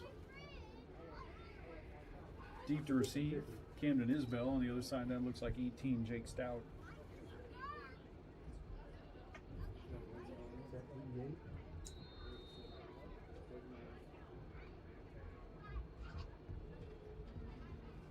Ball on the ground. That one's going to be picked up by Cortez. He's going to move it forward across the 40 to the 43-yard line. Good field position for the Orioles. 1:26 to go. No timeouts on the board. I knew he called 2. I don't Tackled by remember number calling 3. 35, Sayer Sunday. Rogers Heritage ball, first and 10 from the 43-yard line. I forgot to take it off.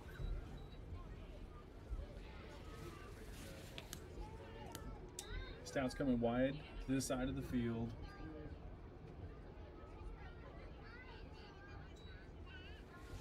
Handoff goes to Gordon over the left side.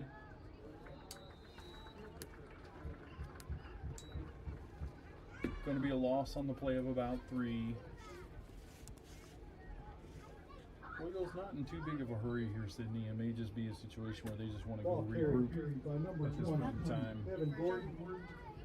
Tackled by a host of Bulldogs, including number 35. Coming this way is Julian Castaneda. Lost a Clock three. is running inside of a minute Second and now, 13. 56-55. Cindy, that's a Carroll? Sunday. 13 to go. Motion into the I formation. They're going to get in line. Gordon makes a man miss, drives forward. He's going to get close to midfield. 35 on Ball the clock. carried again by number 20, Evan Gordon. Tackle again by number And 35. again, not in a hurry up here. Matter of fact, Carroll even going to the sideline. Dirk Biskin. And actually, they're going to put in Castaneda. Here goes Jake Stout to the sideline. 3rd and 5. 15-15. We may just let the half end here. Quick huddle. There's Castaneda. Evan Gordon's to his left. Diego Cervantes in motion, flips to the other side. We're overloaded that direction. Here comes Castaneda towards the edge. There you hear the horn. This is the way the half is going to end. He's going to have first down yardage. Actually, that's going to be, we will have one more play. This is going to be a late hit on Carl Junction. Half cannot end a defensive penalty. Somebody needs to tell War Eagles that. There is a penalty on Unless the we play. just decline it. Robert Pickard trying to run away. Dead ball, personal foul. That is on Carl Junction. That should be 15. Personal foul against Carl Junction. It's a 15. And we should have penalty. one untimed down. Roger, can you move the camera up a little bit? The ball will be spotted on the 29-yard line. There will be one untimed down. If you had a 46-yard field goal from Ronald Diaz here, you could pull it out. Not sure we do. We've got 3 wide receivers that side of the screen.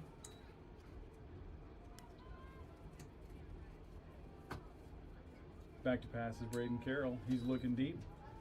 Ball's going to be thrown up for grabs in the end zone and will fall incomplete contact. There have been no flag, and that's the way the half will come in. Well, now there is a flag. Holding's going to be on the War Eagles, so that one will be declined. That will be the end of the half. After we ended Braden here, Carroll's pass falls all incomplete. Carl Junction in the first half of this one. We're Penalty going to break is holding against the for offense. commercials and announcements. That is the end We'll of be the back first to bring you half. the second half from Carl Junction. Carl Junction 32. Probably just about 20 minutes. See you in just a bit. At Arvest Bank, we believe financial confidence should be within reach for everyone. Whether you're just getting started, planning for your future, or starting a new chapter, we're here to help you plan and reach your goals every step of the way. Because everyone deserves a financial partner who cares. Arvest Bank. We believe.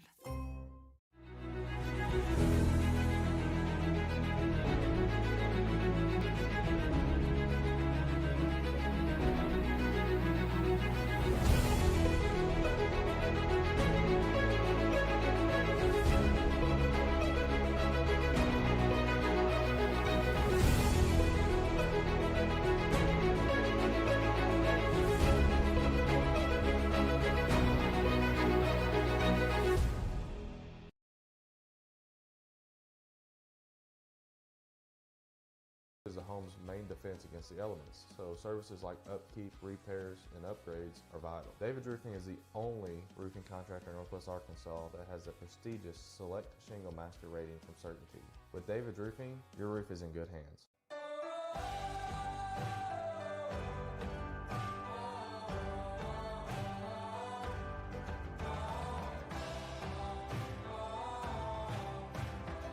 First Western has been here since 1910.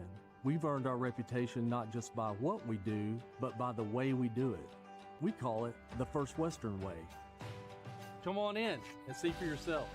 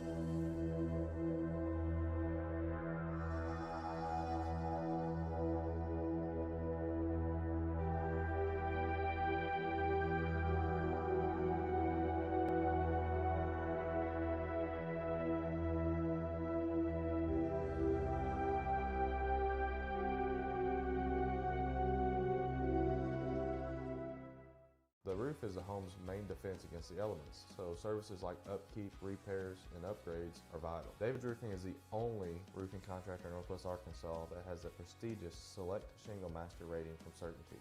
With David's Roofing, your roof is in good hands.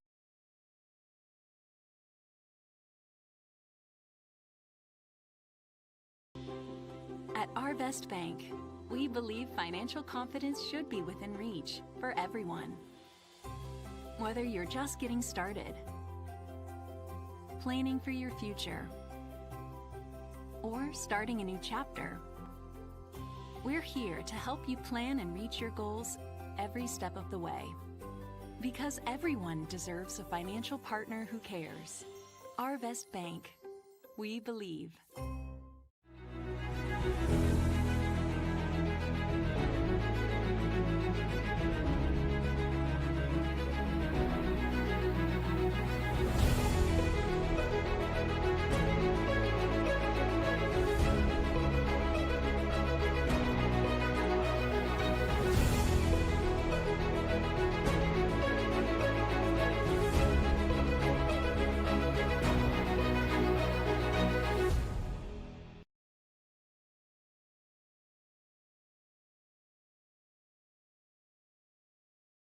Is the home's main defense against the elements, so services like upkeep, repairs, and upgrades are vital. David's Roofing is the only roofing contractor in Northwest Arkansas that has the prestigious Select Shingle Master rating from Certainty. With David's Roofing, your roof is in good hands.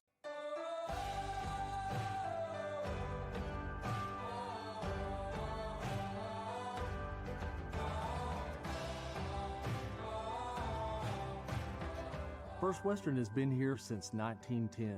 We've earned our reputation not just by what we do, but by the way we do it. We call it the First Western way. Come on in and see for yourself.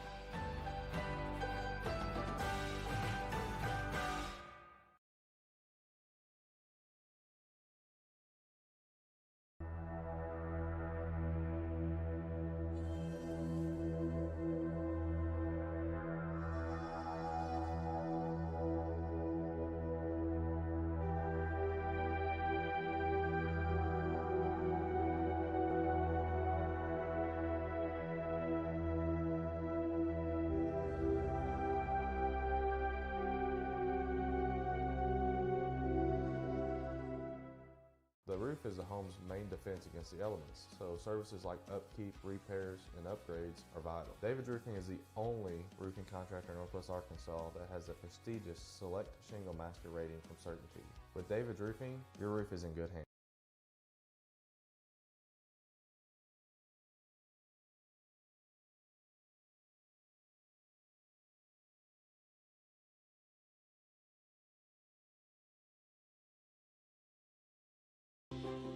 At Our Best Bank, we believe financial confidence should be within reach for everyone. Whether you're just getting started, planning for your future, or starting a new chapter, we're here to help you plan and reach your goals every step of the way. Because everyone deserves a financial partner who cares. Our Best Bank. We believe.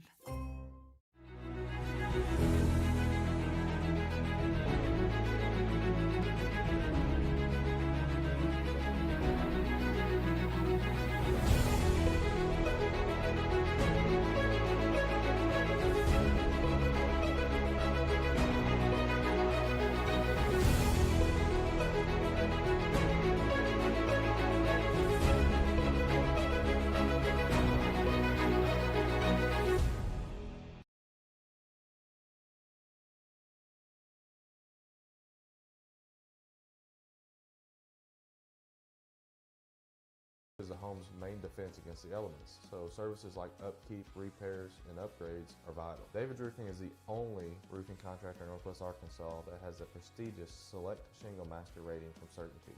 With David's Roofing, your roof is in good hands.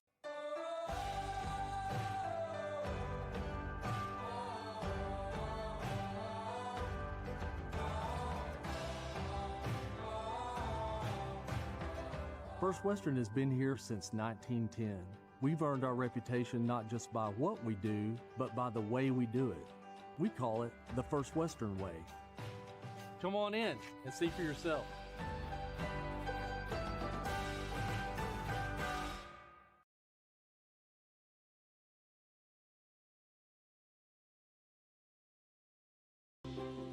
At Arvest Bank, we believe financial confidence should be within reach for everyone.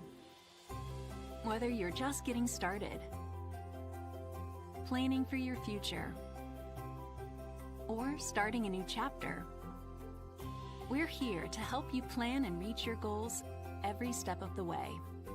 Because everyone deserves a financial partner who cares. Arvest Bank. We believe.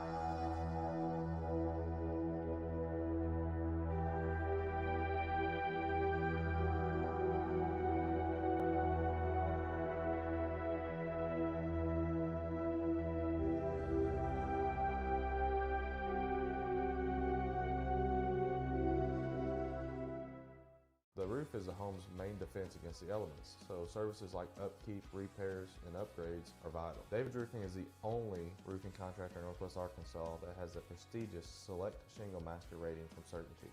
With David's Roofing, your roof is in good hands.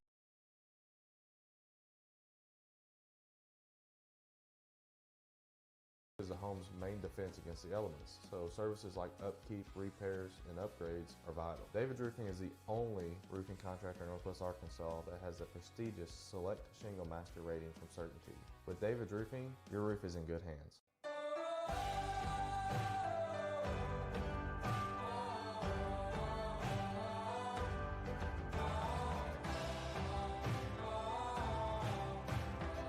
First Western has been here since 1910.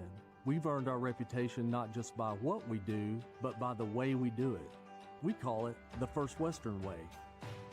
Come on in and see for yourself.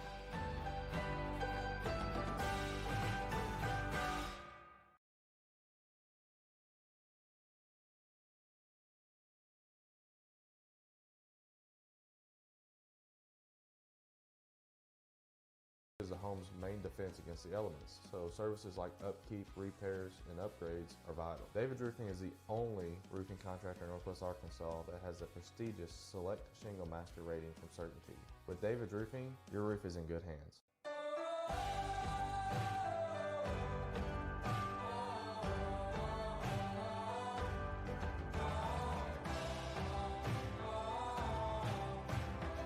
First Western has been here since 1910. We've earned our reputation not just by what we do, but by the way we do it. We call it the First Western Way. Come on in and see for yourself.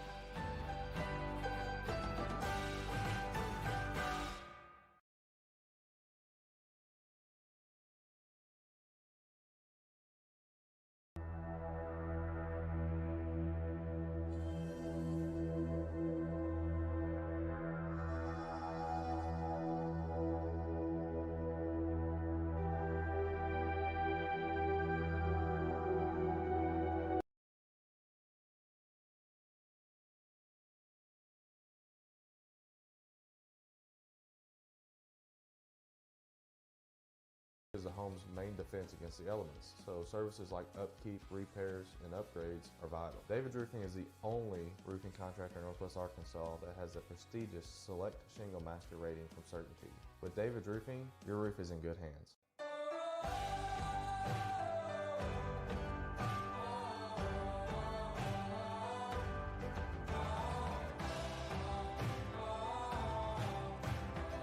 First Western has been here since 1910.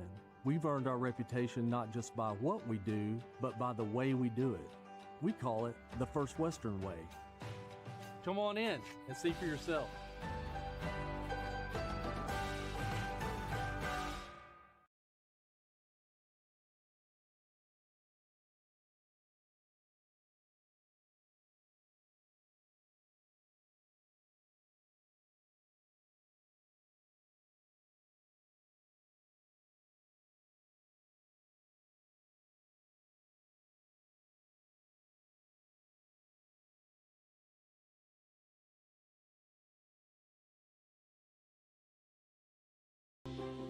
At Our Best Bank, we believe financial confidence should be within reach for everyone.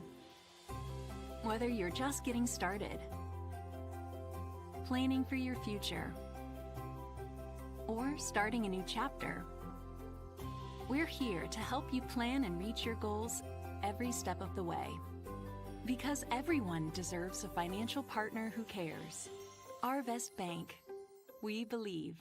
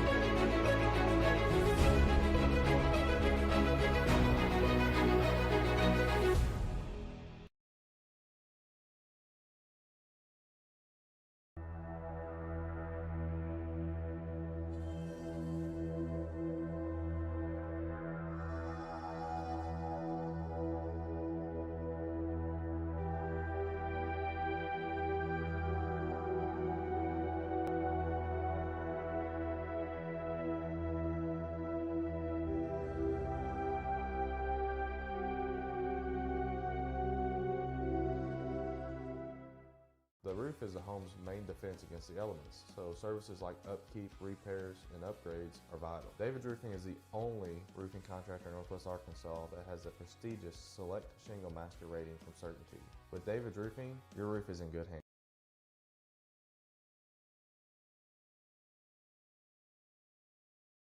Is the home's main defense against the elements, so services like upkeep, repairs, and upgrades are vital. David's Roofing is the only roofing contractor in Northwest Arkansas that has the prestigious Select Shingle Master rating from Certainty.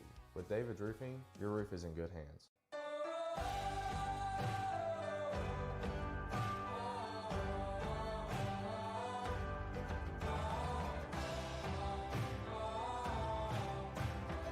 First Western has been here since 1910. We've earned our reputation not just by what we do, but by the way we do it. We call it the First Western way. Come on in and see for yourself.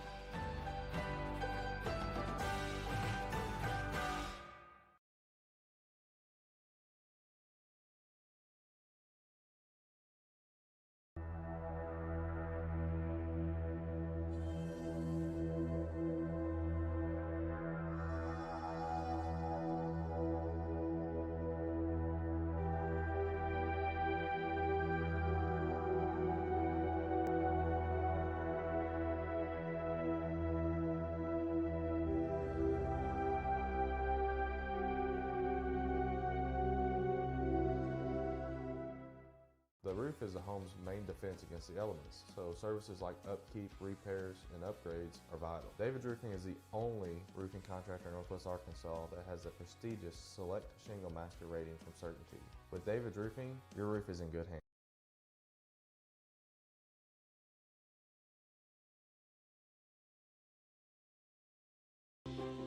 At Our Best Bank, we believe financial confidence should be within reach for everyone. Whether you're just getting started, planning for your future, or starting a new chapter, we're here to help you plan and reach your goals every step of the way. Because everyone deserves a financial partner who cares. Our Best Bank, we believe.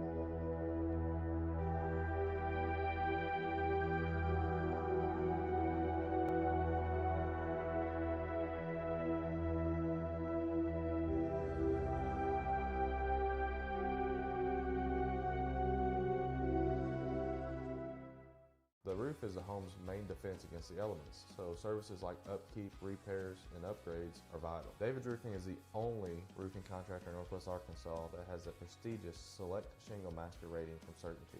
With David's Roofing, your roof is in good hands.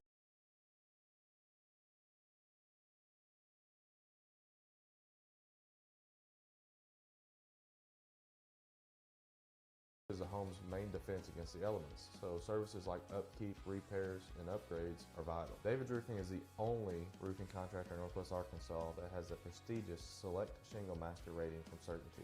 With David's Roofing, your roof is in good hands.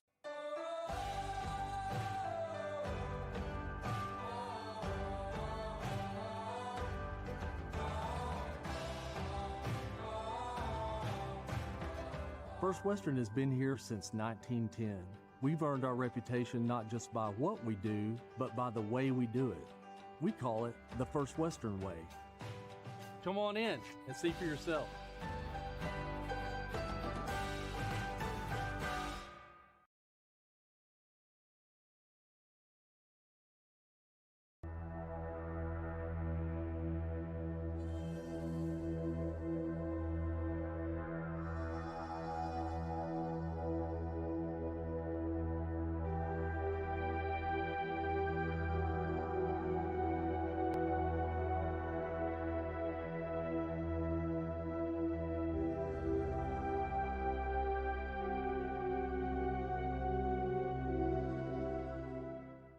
The roof is the home's main defense against the elements, so services like upkeep, repairs, and upgrades are vital. David's Roofing is the only roofing contractor in Northwest Arkansas that has the prestigious Select Shingle Master rating from Certainty.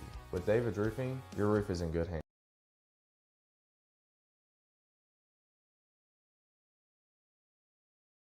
Is the home's main defense against the elements, so services like upkeep, repairs, and upgrades are vital. David's Roofing is the only roofing contractor in Northwest Arkansas that has the prestigious Select Shingle Master rating from Certainty.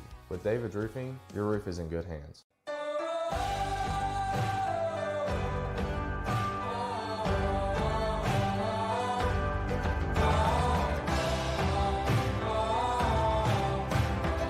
First Western has been here since 1910. We've earned our reputation not just by what we do, but by the way we do it. We call it the First Western way. Come on in and see for yourself.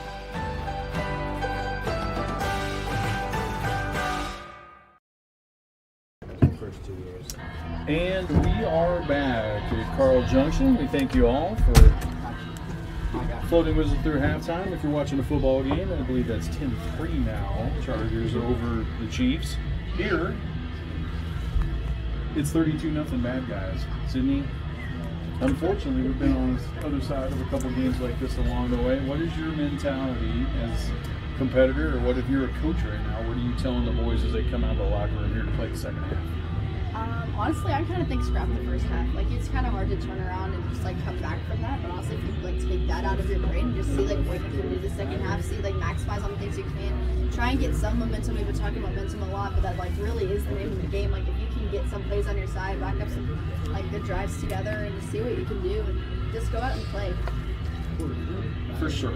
Yeah, one of the things that, you know, I used to annoy you with as a coach was, like, you could still make the best player of your life right here. You Can could, someone like, get on our little team huddle? You could have a 95-yard touchdown. You could do whatever, but you can't do it if you're not competing. Yeah. If you're not out there and you're not Thank fighting. you. So certainly, you know, we need something. A lot of things need to happen quickly in order for this game not to be in doubt. But we need some good things to happen. Yeah. And oh, by the way, I'm sure there are people out there that need to put something on film for coach so they have a spot next week. Yeah. And other guys that want to put something on film for coach because they want a spot next week. Yeah, for sure. So we'll see. We'll see We what they all do. know Coming you're out of the not locker room, Carl Junction, they deferred. They're going to have the ball to start this second half. Wouldn't have said it if you knew. Deep to receive is JoJo Bauer, Kenyon Wemboga. I've not much seen of 13 Kenyon Wemboga, but he's a good-looking kid back there, 6'2", 205. Senior wide receiver and linebacker. That's exactly right. Set to kick it off for the War Eagles is Ronald Diaz. And we look like we are ready to go in this one. Audrey, can you get on our receivers? score of note for all quality Americans. The Brewers beat the Pirates 5-2. Student athletes represent their teams, fellow students, teachers, and their school community. Are we missing officials? Is that what we're doing here? I do not see a white hat. Actually, can you zoom out just a little bit? There we go. Have a little conversation. Toss in the third of the second half, so the Bulldogs will receive back deep. Number The absolute last person in position is the white hat, and he's the only one that blows a whistle to get started. So we're ready to go here. Rogers is Ronald Diaz to kick it off. And a little onside type kick opportunity. Ball's on the ground. War Eagles have a shot at it. Roger, make sure to There's going to be a scramble at the bottom of the pile. I did not see who would have had it until the pile happened. Coming out of it, Jake Stout says we have it, and we do.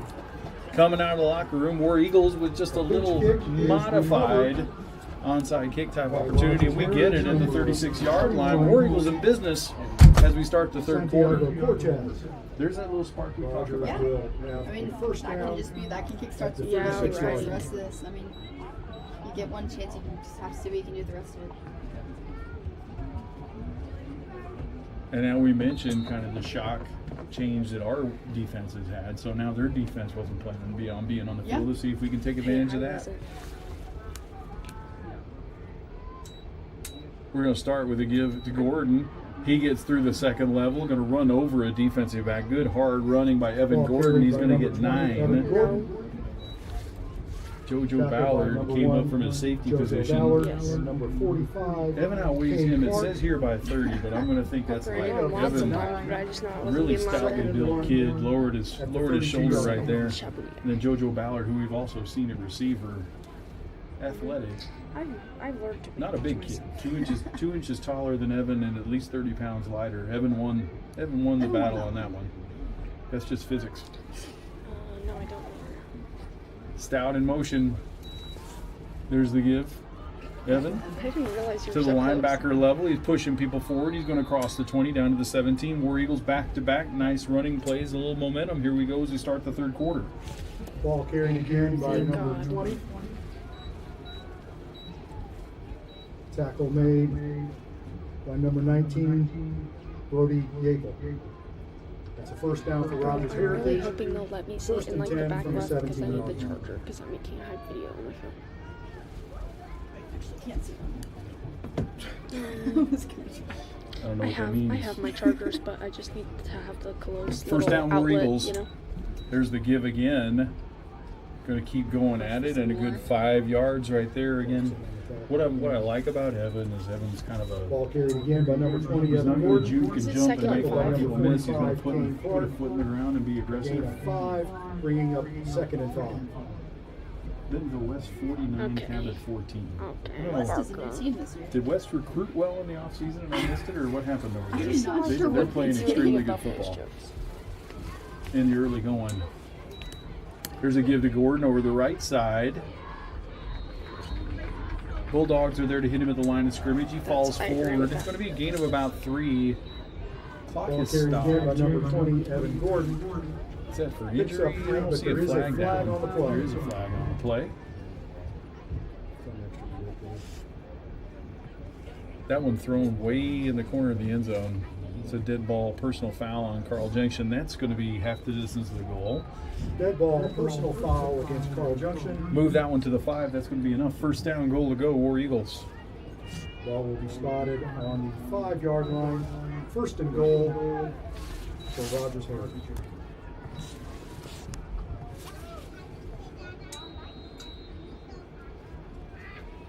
Why do they still...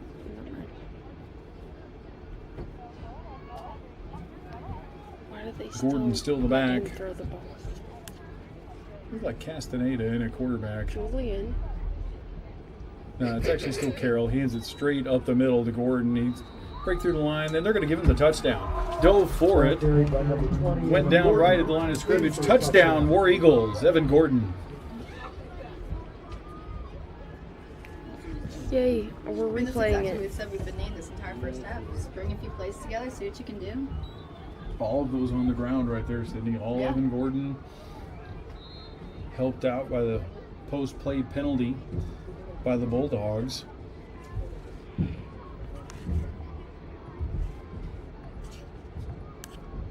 Special teams play on the onside kick. Extra point right here is good by Ronald Diaz. He started it with the onside kick. He finished it with the extra point. 32, Rogers Heritage 7. 9:45 now to go here in this one. War Eagles are on the board. Bulldogs 32, War Eagles 7.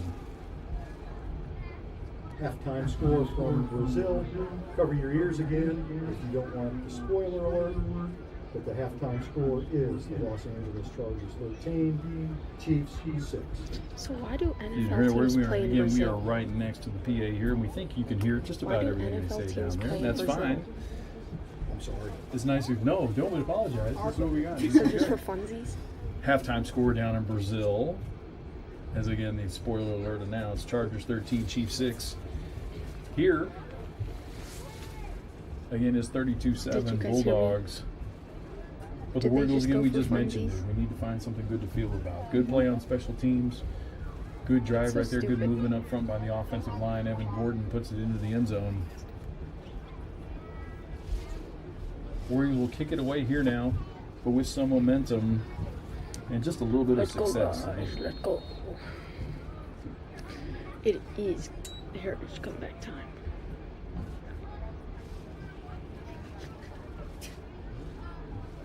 Onside kick again. This one on the ground, and that one's going to be recovered. Nicely cleared. Looks like that's Gage Sewell recovering that one. Went down on his knees. They don't know me, son. Onside kick recovered Looked by number like a 5, third Gage baseman, Sewell. first baseman right there, just going down to his knees to smother one right there. On the 47-yard line.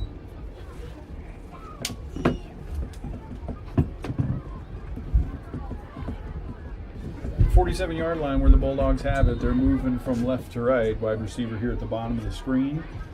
Cade Kelso. Two backs in the backfield. War Eagles show pressure, and they do. Cortez read it right, hits him in the backfield. Forward progress gets him a 2-yard loss on the play, but good effort right there by Santiago Cortez. Just blown up right there, Sid. He's tackled in the backfield at the 45-yard line. It is 2nd and 12. And you can see there just a straight blitz from the linebacker level. Cortez finds his way through. And I think what you love there too is on the defensive side now, all of a sudden you see guys, a little high fives, your body language has changed a little bit. Certainly a long way to go in this one, but everybody feels a little bit better than they did a couple minutes ago. I mean, our guys come back from halftime with a new dose of energy. Like they're Inside give, here we go again. Everyone's just Lopez Durman, look at the sideline over there. This looks like a different War Eagle team 2 minutes in. Okay. Lopez Durman, who did just about everything he wanted in the first half. That's a loss of one, maybe two more. Now 3rd and long. Whatever speech number Coach Munoz pulled out. What's that? Will's trying to get people hyped. Whatever speech number Coach Munoz pulled out at halftime, he needs to save that one for later here. Rolling out to the right as the quarterback heads towards the sideline. Pass is complete. It's going to be short of the first down. Complete over there to Gage Sewell. Number 17, Mason Gilbert's pass is complete. 4th down and about 4. It's in War Eagle territory. Ball is spotted. I would expect them to go for this, Sydney. Yeah. And if you're on defense, you just have to view that as an opportunity. 4th and 4 for the Bulldogs. Hey, we found a bag on top 4th down and 4. We do not jump. We do not jump. We get back. That's Will Stone. They tried to get him to jump outside. There's Lopez Durman. He gets into the secondary. He's off on the races. Juarez slows him down enough. He's going to be run down. I think that's Sloan Hollins all the way down there making the tackle. Juarez looks like maybe he's not shaken up. Maybe he's just frustrated. But a big play on 4th and 4 right there, Sydney. in this area. War Eagles with momentum, and Bulldogs just turns right back from us inside the red zone now to the 17-yard line. 1st down, Carl Junction.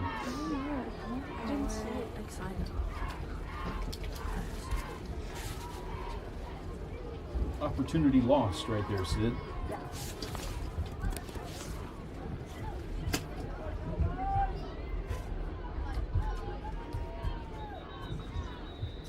after we bottled up Lopez Derman on the first 2 plays of that series. I got him outside just a little bit, got him in the secondary level.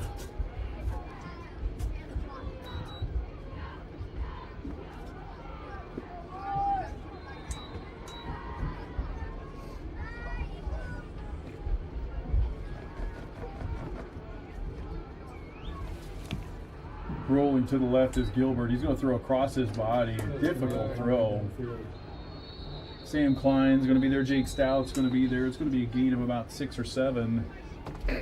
Multiple. Looks like there's a flag and a hat down. That means the same official threw multiple penalties on this flag, or on this play. Mason Gilbert's pass is complete to number 26, Tatum Jones. There is a penalty on the play.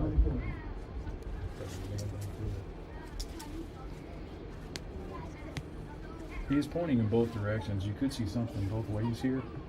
Again, we see an official throwing a hat just because he's out of flags. Here comes the indication from the referee. It is a hold against the War Eagles. It is a dead ball personal foul against the War Eagles. Not ideal. Holding against Rogers Heritage. They may decline the holding Dead call. ball personal foul against Rogers Heritage. Going to come over and talk to the coach, see how they want to administer this. I would imagine they would decline the holding penalty since they got a decent gain on first lost and down. found here in the press box. If you have lost a fanny pack, if you come up and identify it, we will return it to the rightful owner. I haven't looked. They're going to take both penalties. So this is going to be, looks like half the distance of the goal from the 10. It's going to be first and goal to go for Carl Junction. And Sydney, just a moment ago, we were pretty excited and slapping high fives, and now we are down inside the 5 with our backs against the wall again. Every time they've been down here so far, it's been Marcus Lopez Derman, and we haven't been able to keep him out. See if we can make a play right here. He's standing to the right hip of Mason Gilbert. Inside give to him. Bounces outside. Run down from behind. Who chased him down? Is that Jake? No, that's Edwin Reyes. Jake Stout came to clean it up. And nice pursuit by Reyes from the backside. Second and goal. No gain. Second down and goal to go. There's a loss of 1 on that, right? So second and goal from the 5.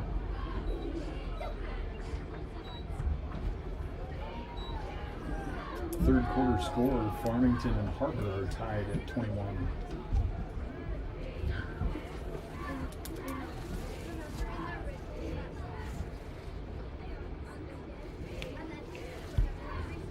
Inside give, Lopez Derman standing into the end zone. Handoff. Too familiar. Marcus Lopez Derman. Touchdown, Carl Junction. And that is a Carl Junction touchdown.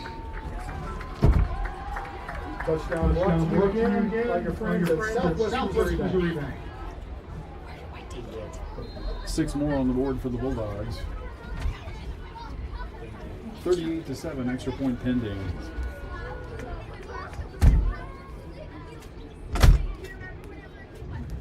And we mentioned there's some momentum, had good, literally get them a 4th and 4 in their own territory right there. Just let them slip away. Extra point is low and hits the crossbar. That has been Their kryptonite. their kryptonite tonight. Good. They've made a couple of them. Carl Junction 38, Rogers Heritage 7. Miller could kick that. 5:50 to go here in the third quarter. We have another item that lost and found from the ladies' restroom is a gold bracelet. If you can come identify it, we would be glad to return it to the right owner. We're getting quite a collection up here at the press box. We've got a fanny pack and a bracelet. There's got to be a cell phone and maybe a set of keys to be turned in up here any moment. It's noble work you guys are doing over there. We may get some door prizes to take back out. For sure. For sure. 38-7 is your score in this one. War Eagles about to get it back. Of course, we say that. We've seen a couple onside kick attempts from Carl Junction as well. So I think Jesse just lost another. Deep to receives Camden Isbell. I believe that's Jake Stout next to him. Jake never turns to where we can see his number. Jake doesn't like to let us see his number. We're going to find out. They're going to kick That it is to in him. fact Jake Stout. He's at the 7. Crosses the 20 to the 25-yard line. Hit by 2 Bulldogs. Fights forward to the 29, and that's where we're going to have Ball it. returned by number 5:43 to go Stout. here in the third quarter. In on the tackle is number 11, Blaine Fleming. Slow to get up a little bit. I guess maybe not. Castaneda, maybe a little. Yeah, he looks like he is a little gimpy. Yes, he is. Just a little stinger right there by Julian Castaneda. First and 10 for Rogers. He makes his way over the sideline awkwardly. Yeah. That maybe hurt a little bit more than he let on in the beginning. Now here comes the War Eagles. Take the snap in shotgun formation is Braden Carroll. Next to him is Evan Gordon. Here you can see Jake Stout going over. Two receivers are both to the right side. He's in the slot now in motion. Inside give Gordon. Carl Junction had Inside everybody handoff to number 20, Evan with Gordon. single safety at the line of scrimmage. First hit by number 87, Cade Their Stewart. adjustment from that last drive is they were not going to let Evan Gordon beat In them. fact, they lost of 1. Second and 11 at the 28-yard line. Second down and 11.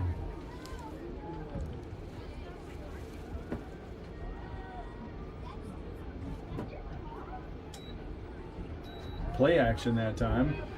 Looking to throw is Carroll. He's going to be wrapped up and dropped. Sacked in the play. Looks like maybe First Cade hit Stewart. again by number 87, Cade Stewart. Also Cade in on the Stewart tackle, is number listed as a 45, 6'2", Kane Clark. 265-pound freshman. The ball will be spotted inside the 19-yard line, bringing up third and long for Rogers. Third in a long way. Third in Neosho on the way back.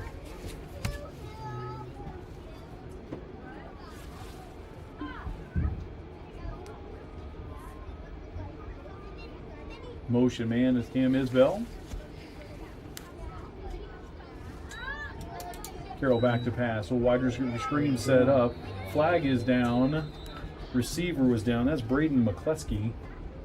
Had a little something there if they would have executed it. He slipped and fell. Braden Carroll's count pass. So we're going to get a break here. This is going to be a roughing the passer There's penalty. a personal foul, roughing the passer foul against the Bulldogs.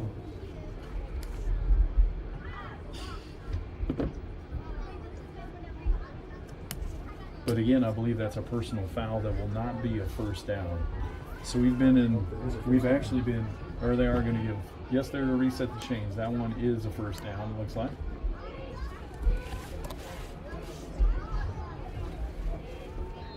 Off the personal foul penalty because of first down, first and 10. Ball's at the 36-yard line. War Eagles are going to keep it.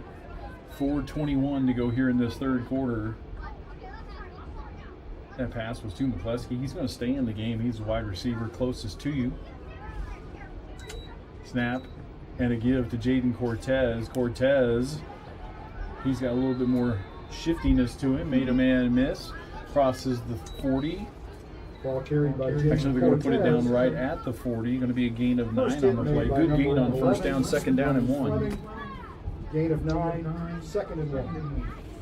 I tell you what you are seeing here, Sydney, is you're seeing a couple guys get looks with the ones that you hadn't before. McCleskey out here hasn't been getting a lot of reps. That's Cortez giving Evan Gordon a spell. Different type of running back. Here we go. We motion back into I here. Diego Cervantes is the fullback. Motion man was Stout, and it gives to Cortez. Look how slippery he is. He goes all the way into the secondary, across the 40 to the 35-yard line.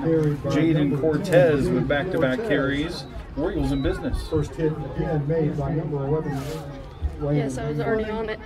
First down. Cortez, a 5'8", 170-pound junior.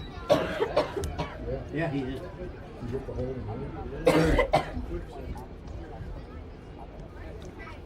That's a nice different look, Sydney, when you see Evan, a more powerful guy, kind of a one-cut runner, and just would rather run through you, and then you see Cortez come at you with speed, trying to make you miss.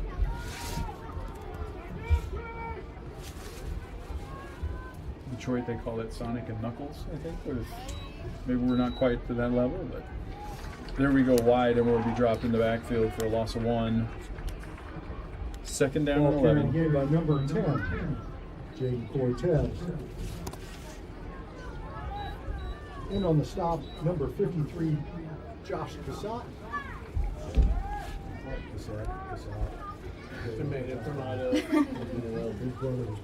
Somebody will tell you in a minute.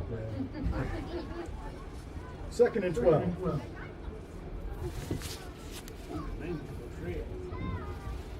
Now I say loss of 2, second down and 12 on the play.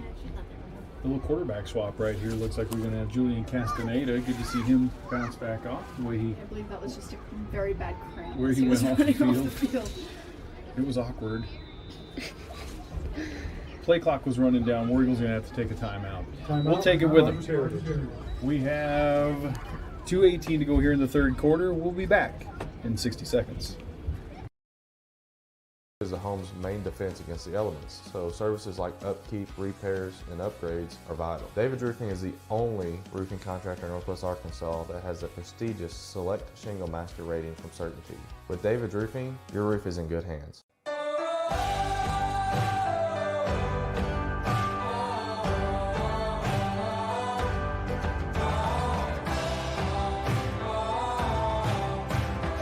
First Western has been here since 1910. We've earned our reputation not just by what we do, but by the way we do it. We call it the First Western way. Come on in and see for yourself.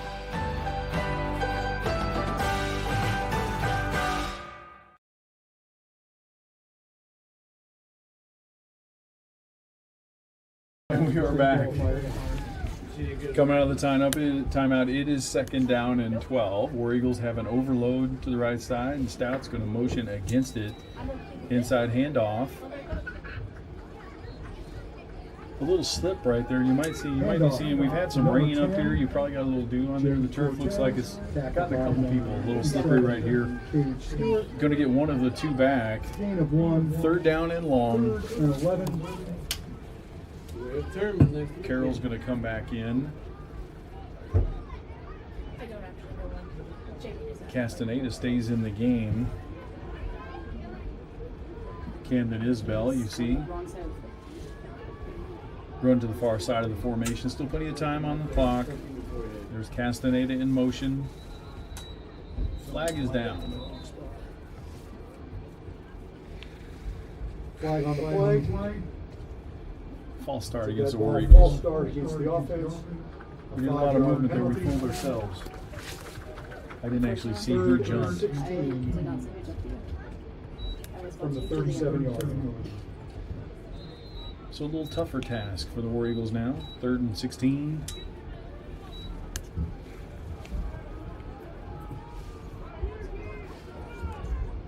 Three wide receivers to the right of Carroll. He's looking that way. Defensive pressure, ball is going to be popped free. Who falls on it? Does Carl Junction land on it? They do. It's a sack fumble. That is a quarterback sack for the Carl Junction Bulldogs. Ball's going to be recovered at the 46-yard line, and the Bulldogs are going to take it over there. Kane Clark and Sayer Sunday were in on the hit. First down, Carl Junction from the 46-yard line. You know, it's what penalties do, what negative plays do. They put you in bad situations. Carroll had to hold it a little longer than he would have wanted to. Good pressure by the Bulldog defense, knocks it loose. They are in business in good field position of their own. Back to pass, looking to the left side. That's Brian Hanks. Mason Gilbert's You corral him a little better this time. Only gain of about 4. Gain of 4, 2nd and 6 for the Bulldogs at midfield. 2nd down and 6.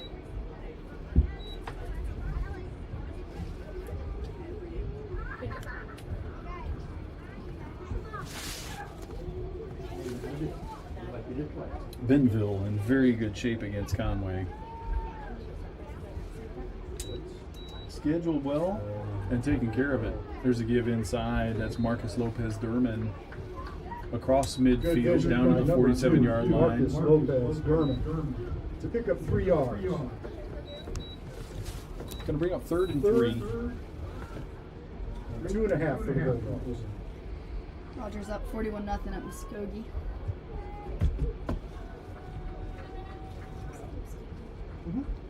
7A West is taking care of business for the most part today.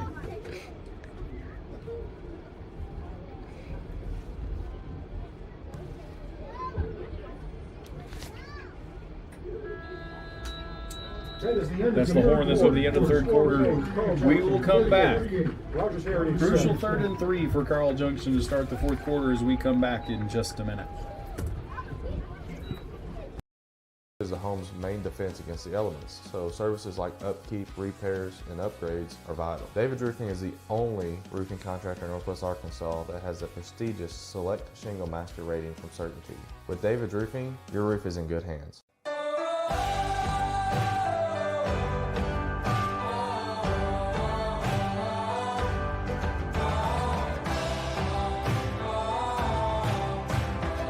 First Western has been here since 1910.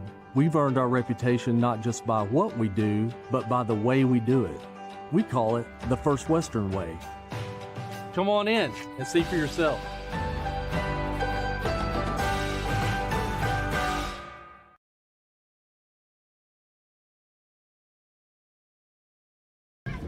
We are back, fourth quarter. Carl Junction with the football. They are in War Eagle territory at the 46-yard line, heading now from right to left.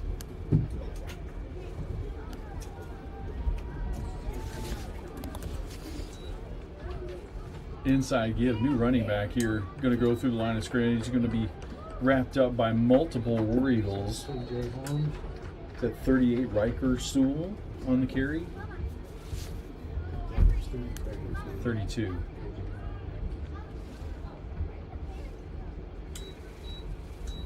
Not 38. That's KJ Ball Harms. carried by number 32, KJ Harms. With the game to Push the ball forward well yard there, line, Sydney. that is at Gambino's Pizza, Carl Junction, first down. More publicity for Gambino's Pizza. Ball placed at the 39-yard line. First down, Bulldogs. What was that Springdale score you saw there? 30-something and 20-something. Hold on. There's a big difference there. Oh. 39 to 20 is much different than 31 to 29. JK. There's a give to the right side. 38-28. New running back again. That's Giovanni Kelly. Ball carried by number 27, Giovanni Kelly. It's a loss of 2. So you're actually Second and 12. seeing some different people carry the ball here.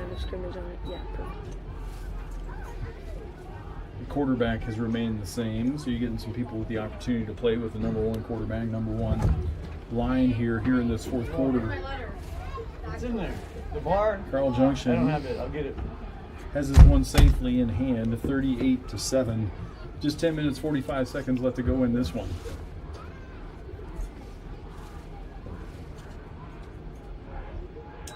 Straight back to pass goes Gilbert. Now he flushes to his left. Looking downfield, nothing doing. He's going to be wrapped up there. Come up with a big hit is Gibson Ricketts. Called his name multiple times tonight. Also in pursuit, William Aguilera. Keeping the ball is number 17. 61, Winston Alex Gilbert. Moreno. It's back to the In pursuit there as well. Scrimmage. Third and Alex 10 another from score? 39. Just a couple other things I heard. Does he really? Yeah.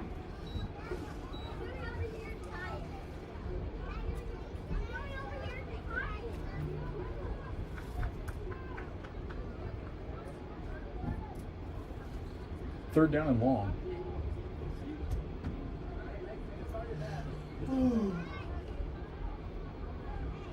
Here's this overload formation we've seen before. Everybody to the right side. Give straight up the middle. Into the harder War Eagle defense. I believe that's Edwin Reyes that's wrapped him up. Good gain on the play. Going to be a gain of about 6 on the Tough play. run inside by number 32, KJ Harms. Ball is spotted It's going just to be inside the fourth down 33-yard and 4. line, bringing up a fourth down and 4 yards to go. 4th and 4 was the situation we found ourselves in that possession following the onside kick. Weren't able to make the stop there. Lost momentum. Carl Junction took it on the other end. Scored to stretch it to where we are now.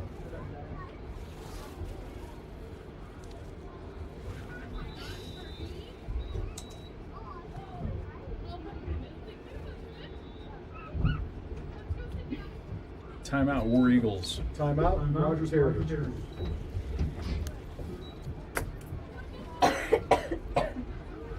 Score from Brazil, 13-6 now. Chargers over the Chiefs in a defensive battle, much to the lament of those of us who have fantasy players on both teams. I don't have Chargers because I'm good. Shut up.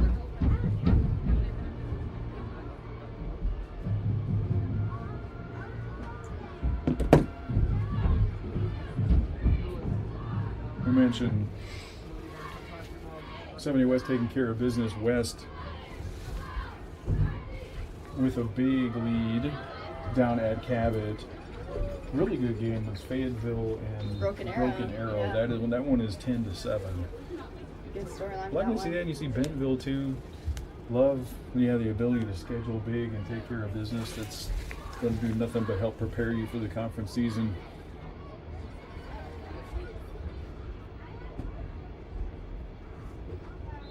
Fourth down and 4. Bulldog cheerleaders counting down, round off back handsprings. Flag down. Which way is this one going to go? Flag on the play. That's offside against the War Eagles, and that's going to give the Carl Junction first down. Scoreboard Offside. notwithstanding, it's again like a 4th 5-yard penalty. And You enough have for to a be Carl able to Junction stay first down. disciplined. You have to know they're going to try and draw you off. Just gave a free first down in that situation. There'll be something else, another opportunity for them to review and film when they get back. When they get back to Heritage, simply have to eliminate those type of mistakes. Right, Vivian? Yes. I was listening. Handoff to number 32. Inside give. KJ Harms up the middle. KJ Harms getting some good time right here in the fourth quarter. Going to grab about 5 on first down. Second down Picks and up 5. 5 yards. Second and 5 from the 23-yard line. Sorry. You got a job to do, Sydney. We did not bring you to Carl Junction to check on your fantasy football team. Sure we did. She's a multitasker. Yeah. Uh-huh. New quarterback in the ball game here. Bert Diskin. 6 foot, 195 pound junior. Says here. He's in third base. Good there. I knew he played baseball. Oh, Broken Arrow Fayetteville tied at 10 now. Good ball game. Where is that one? That's at That's Fayetteville. at Fayetteville? That's Yeah. a good one. Inside give again. That's Harms into the heart of the War Eagle defense. And Sloan Hollis wrapping up on KJ that Harms play. again on the carry. Picks Also up a 90. couple down to the 21-yard line. And that's Devin Lee, 6 foot, 170 pound sophomore tackle, defensive tackle. Joey challenged me to say that Casey knows what they get some. Third down and 3. Mike Kelly does it for the Tigers, you know.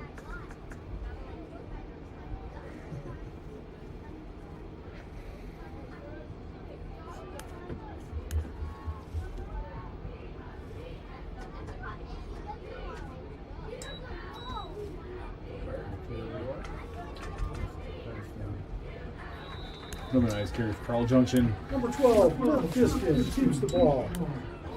On the keeper inside the 15 down to the 13-yard line. Going to be first down now inside the red zone. Down to the 7:04 to go in this and one. The Bulldogs, just in case you didn't know, are in the red zone. That's close enough.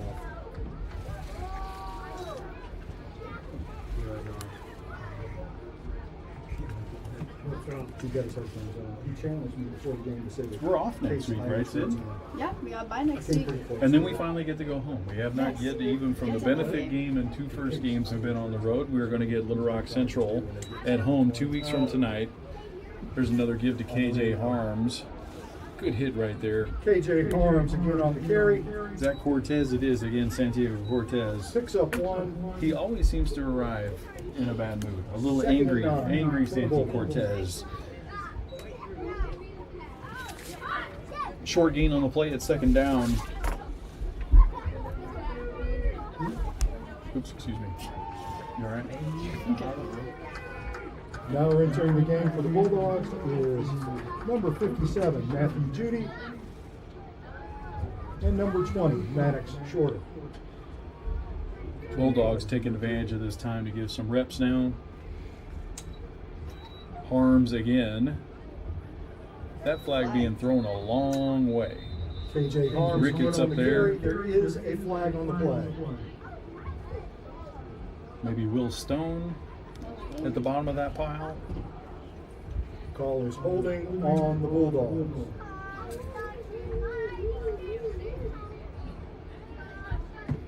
Also entering the game for the Bulldogs is number 67. Penalty is a hold on Carl Junction. That's going to back him up. Outside of the 20 now to the 22. Number 65, Dustin Leach into the game. Second down at 8.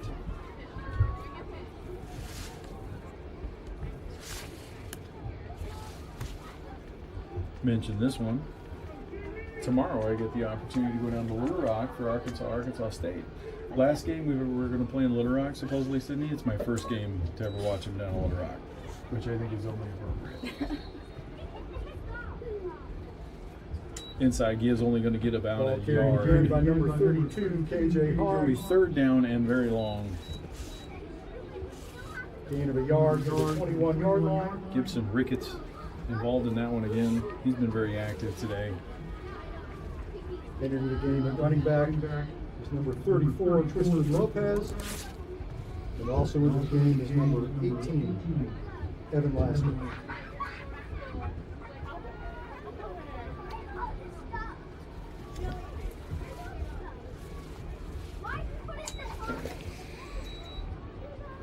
Little option. That's a completely different look from what we've seen so far. And into the secondary is the running back towards the end zone and a Houston touchdown. runs the option, pitches the ball. Giovanni Number Kelly. 27, Giovanni Kelly. They waited all takes the game to ball pull into that the one out. end Two zone backs in the for a backfield. Fake to Southwestern one of Missouri them. back. Ran a little option out of it the other way. Well executed. Got into the secondary and then good speed by the running back Kelly. 5'8", 160-pound sophomore. The Bulldogs are on the board again. 4:47 to go. It is 44-7. I do like it when numbers align. Numbers like that are cool. We love good numbers.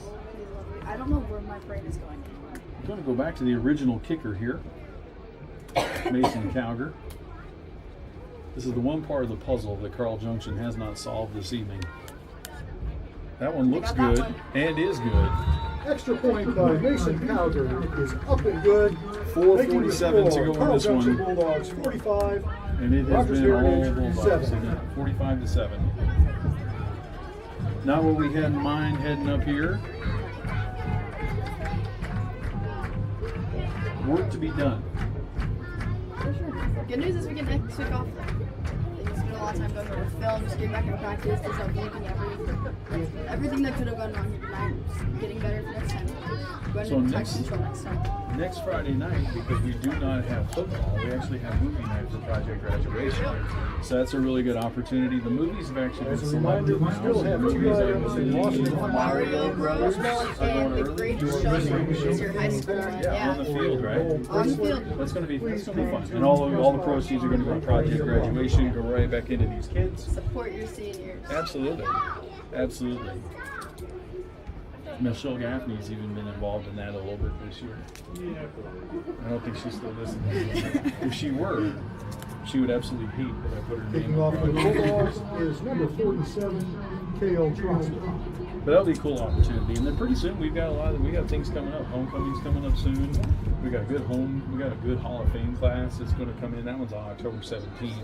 There's kickoff, short kickoff that Flags on the play. from the look of the flag is going to be offside on the kicking team.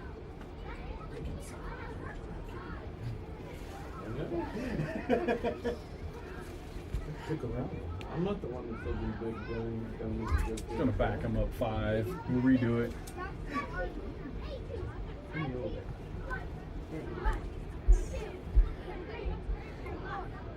Illegal procedure against the Bulldogs. I was going to say, they haven't Ball moved back it. 5 yards and re-kick from the 35. I thought he was going to get away with it. Kicker looked like he was just going to be fine and set the tee up there.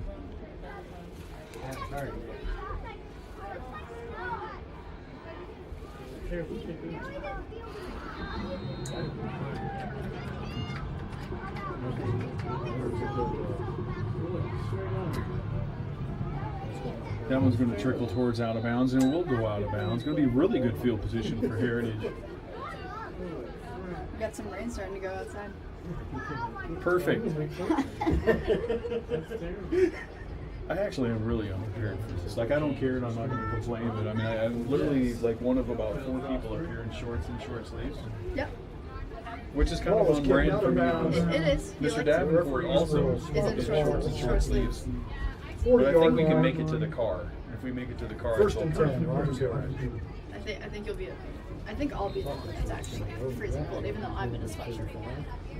And you can see we have some umbrellas going up. We have some people leaving the stadium with this little bit of rain. They feel comfortable with a 45-7 score. Heritage in a bunch formation. Gordon on a little bit of an end around. Cannon Sakalolo took that snap at quarterback for the War Eagles. That is one I haven't seen in a while, Sydney. We get 5 on it. Tackled by number 2nd down and 5. And you can see it here. 5-yard This is old-fashioned football right here. Fullback. Pitch back to the tailback Gordon. Gordon is going to get into the secondary. Runs away from a man. He's got a couple of Bulldogs chasing him. Did the ball come out? It did. Did he get back on it? I think he got it. Who's got it at the bottom of the pile? He did not give the signal right away. Good run by Gordon, but stripped on the back end of it. And they've saved the Bulldogs out. Number 13, Kenyon Wamboga. Strong run by Evan Gordon. That'll be a 1st and 10 for the Good Bulldogs. effort right there by the Bulldogs. 14-yard line.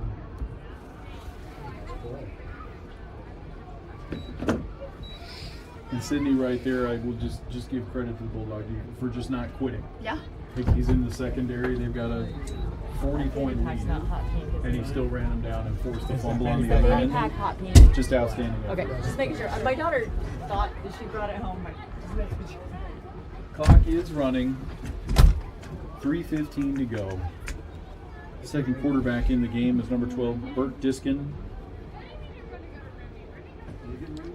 They're a more traditional set here now. Ball handed in the belly of the running back. Tatum Jones. He's going to be stopped at the line of scrimmage. Multiple War Eagles in there. Elijah Smith heading towards the sideline. And that may be another cramp deal. Sydney, what we mentioned, we haven't played a full football game yet. We have not. This is the first time we've actually made the fourth quarter. First time I made it past the second. So we got a couple of cramps you see now.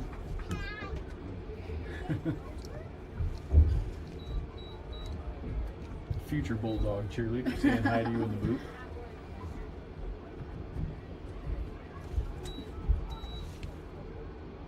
Another quarterback in the game. There's a handoff again.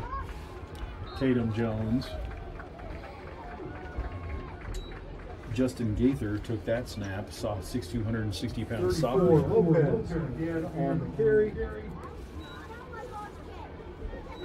He gets up just past the 25-yard So line. Carl Junction here That's at enough 2 to minutes. Gambino's Pizza. Carl Junction. Rotating Touchdown.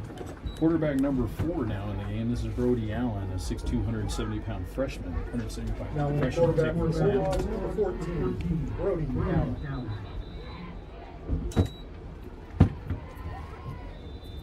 This play blown dead.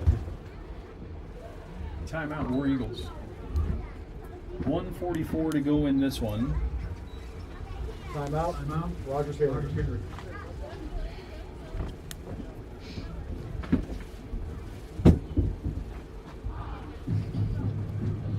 So obviously here, Sydney, the final score, maybe a little bit of doubt. The outcome of the game is not. Bulldogs are taking care of business here tonight. Done a better job taking advantage of opportunities than we have. Carl Junction We've had a few Athletic chances. Would again like We've had to to beat ourselves tonight. Turnovers have hurt us, penalties have hurt us. We've had big plays and after they likes to get after that. For every touchdown, Southwest Missouri Bank will donate $20 to the Carl Junction Athletic. I'm certainly going to have a yardage advantage on us, which we didn't have last week. I mean, I think we still kind of go back to like having our coordination. Yes. If we make mistakes, we should manage for the pass position. Support of our youth and their activities. Inside give again to Tatum Jones. Ball He's going to carried spin. up the middle by number 34. 72 Damian Lee at the bottom of that pile. Ball will be spotted on the 34-yard line, bringing up second and a long two. War Eagles with some new bodies on defense as well. Both teams are here taking a chance to give some reps to the bottom of the depth chart. Lower parts of the depth chart. 16, Justin Gator. Victory formation right here for Carl Junction. The 2020s victory formation. You got the taking the shotgun snap with somebody almost deep in the punt formation. 47 seconds left. They're going to have to do it one more time. War Eagles unable to stop it.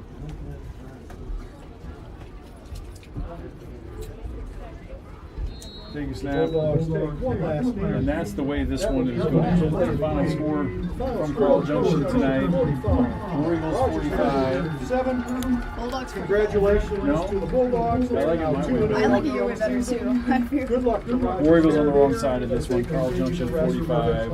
Bulldogs 7. And Sydney, like you mentioned, a couple weeks to prep. We'll be right back to work. We're going to play Little Rock Central in 2 weeks. Your wife? Are we at home? Have our own crowd on the field? I'll let you know. Let's see what this team looks like at home. Special thanks to Jerry Davenport and the entire broadcast team for putting it together tonight on a rainy night up here in Carl Junction. We thank you all for listening, and we look forward to getting back together. We will be at First National Bank Field at David Gates Stadium for the first time to take on Little Rock Central. Until then, for my daughter Sydney, my name is Darren. Thank you all for tuning in. We'll talk to you in 2 weeks. Good night.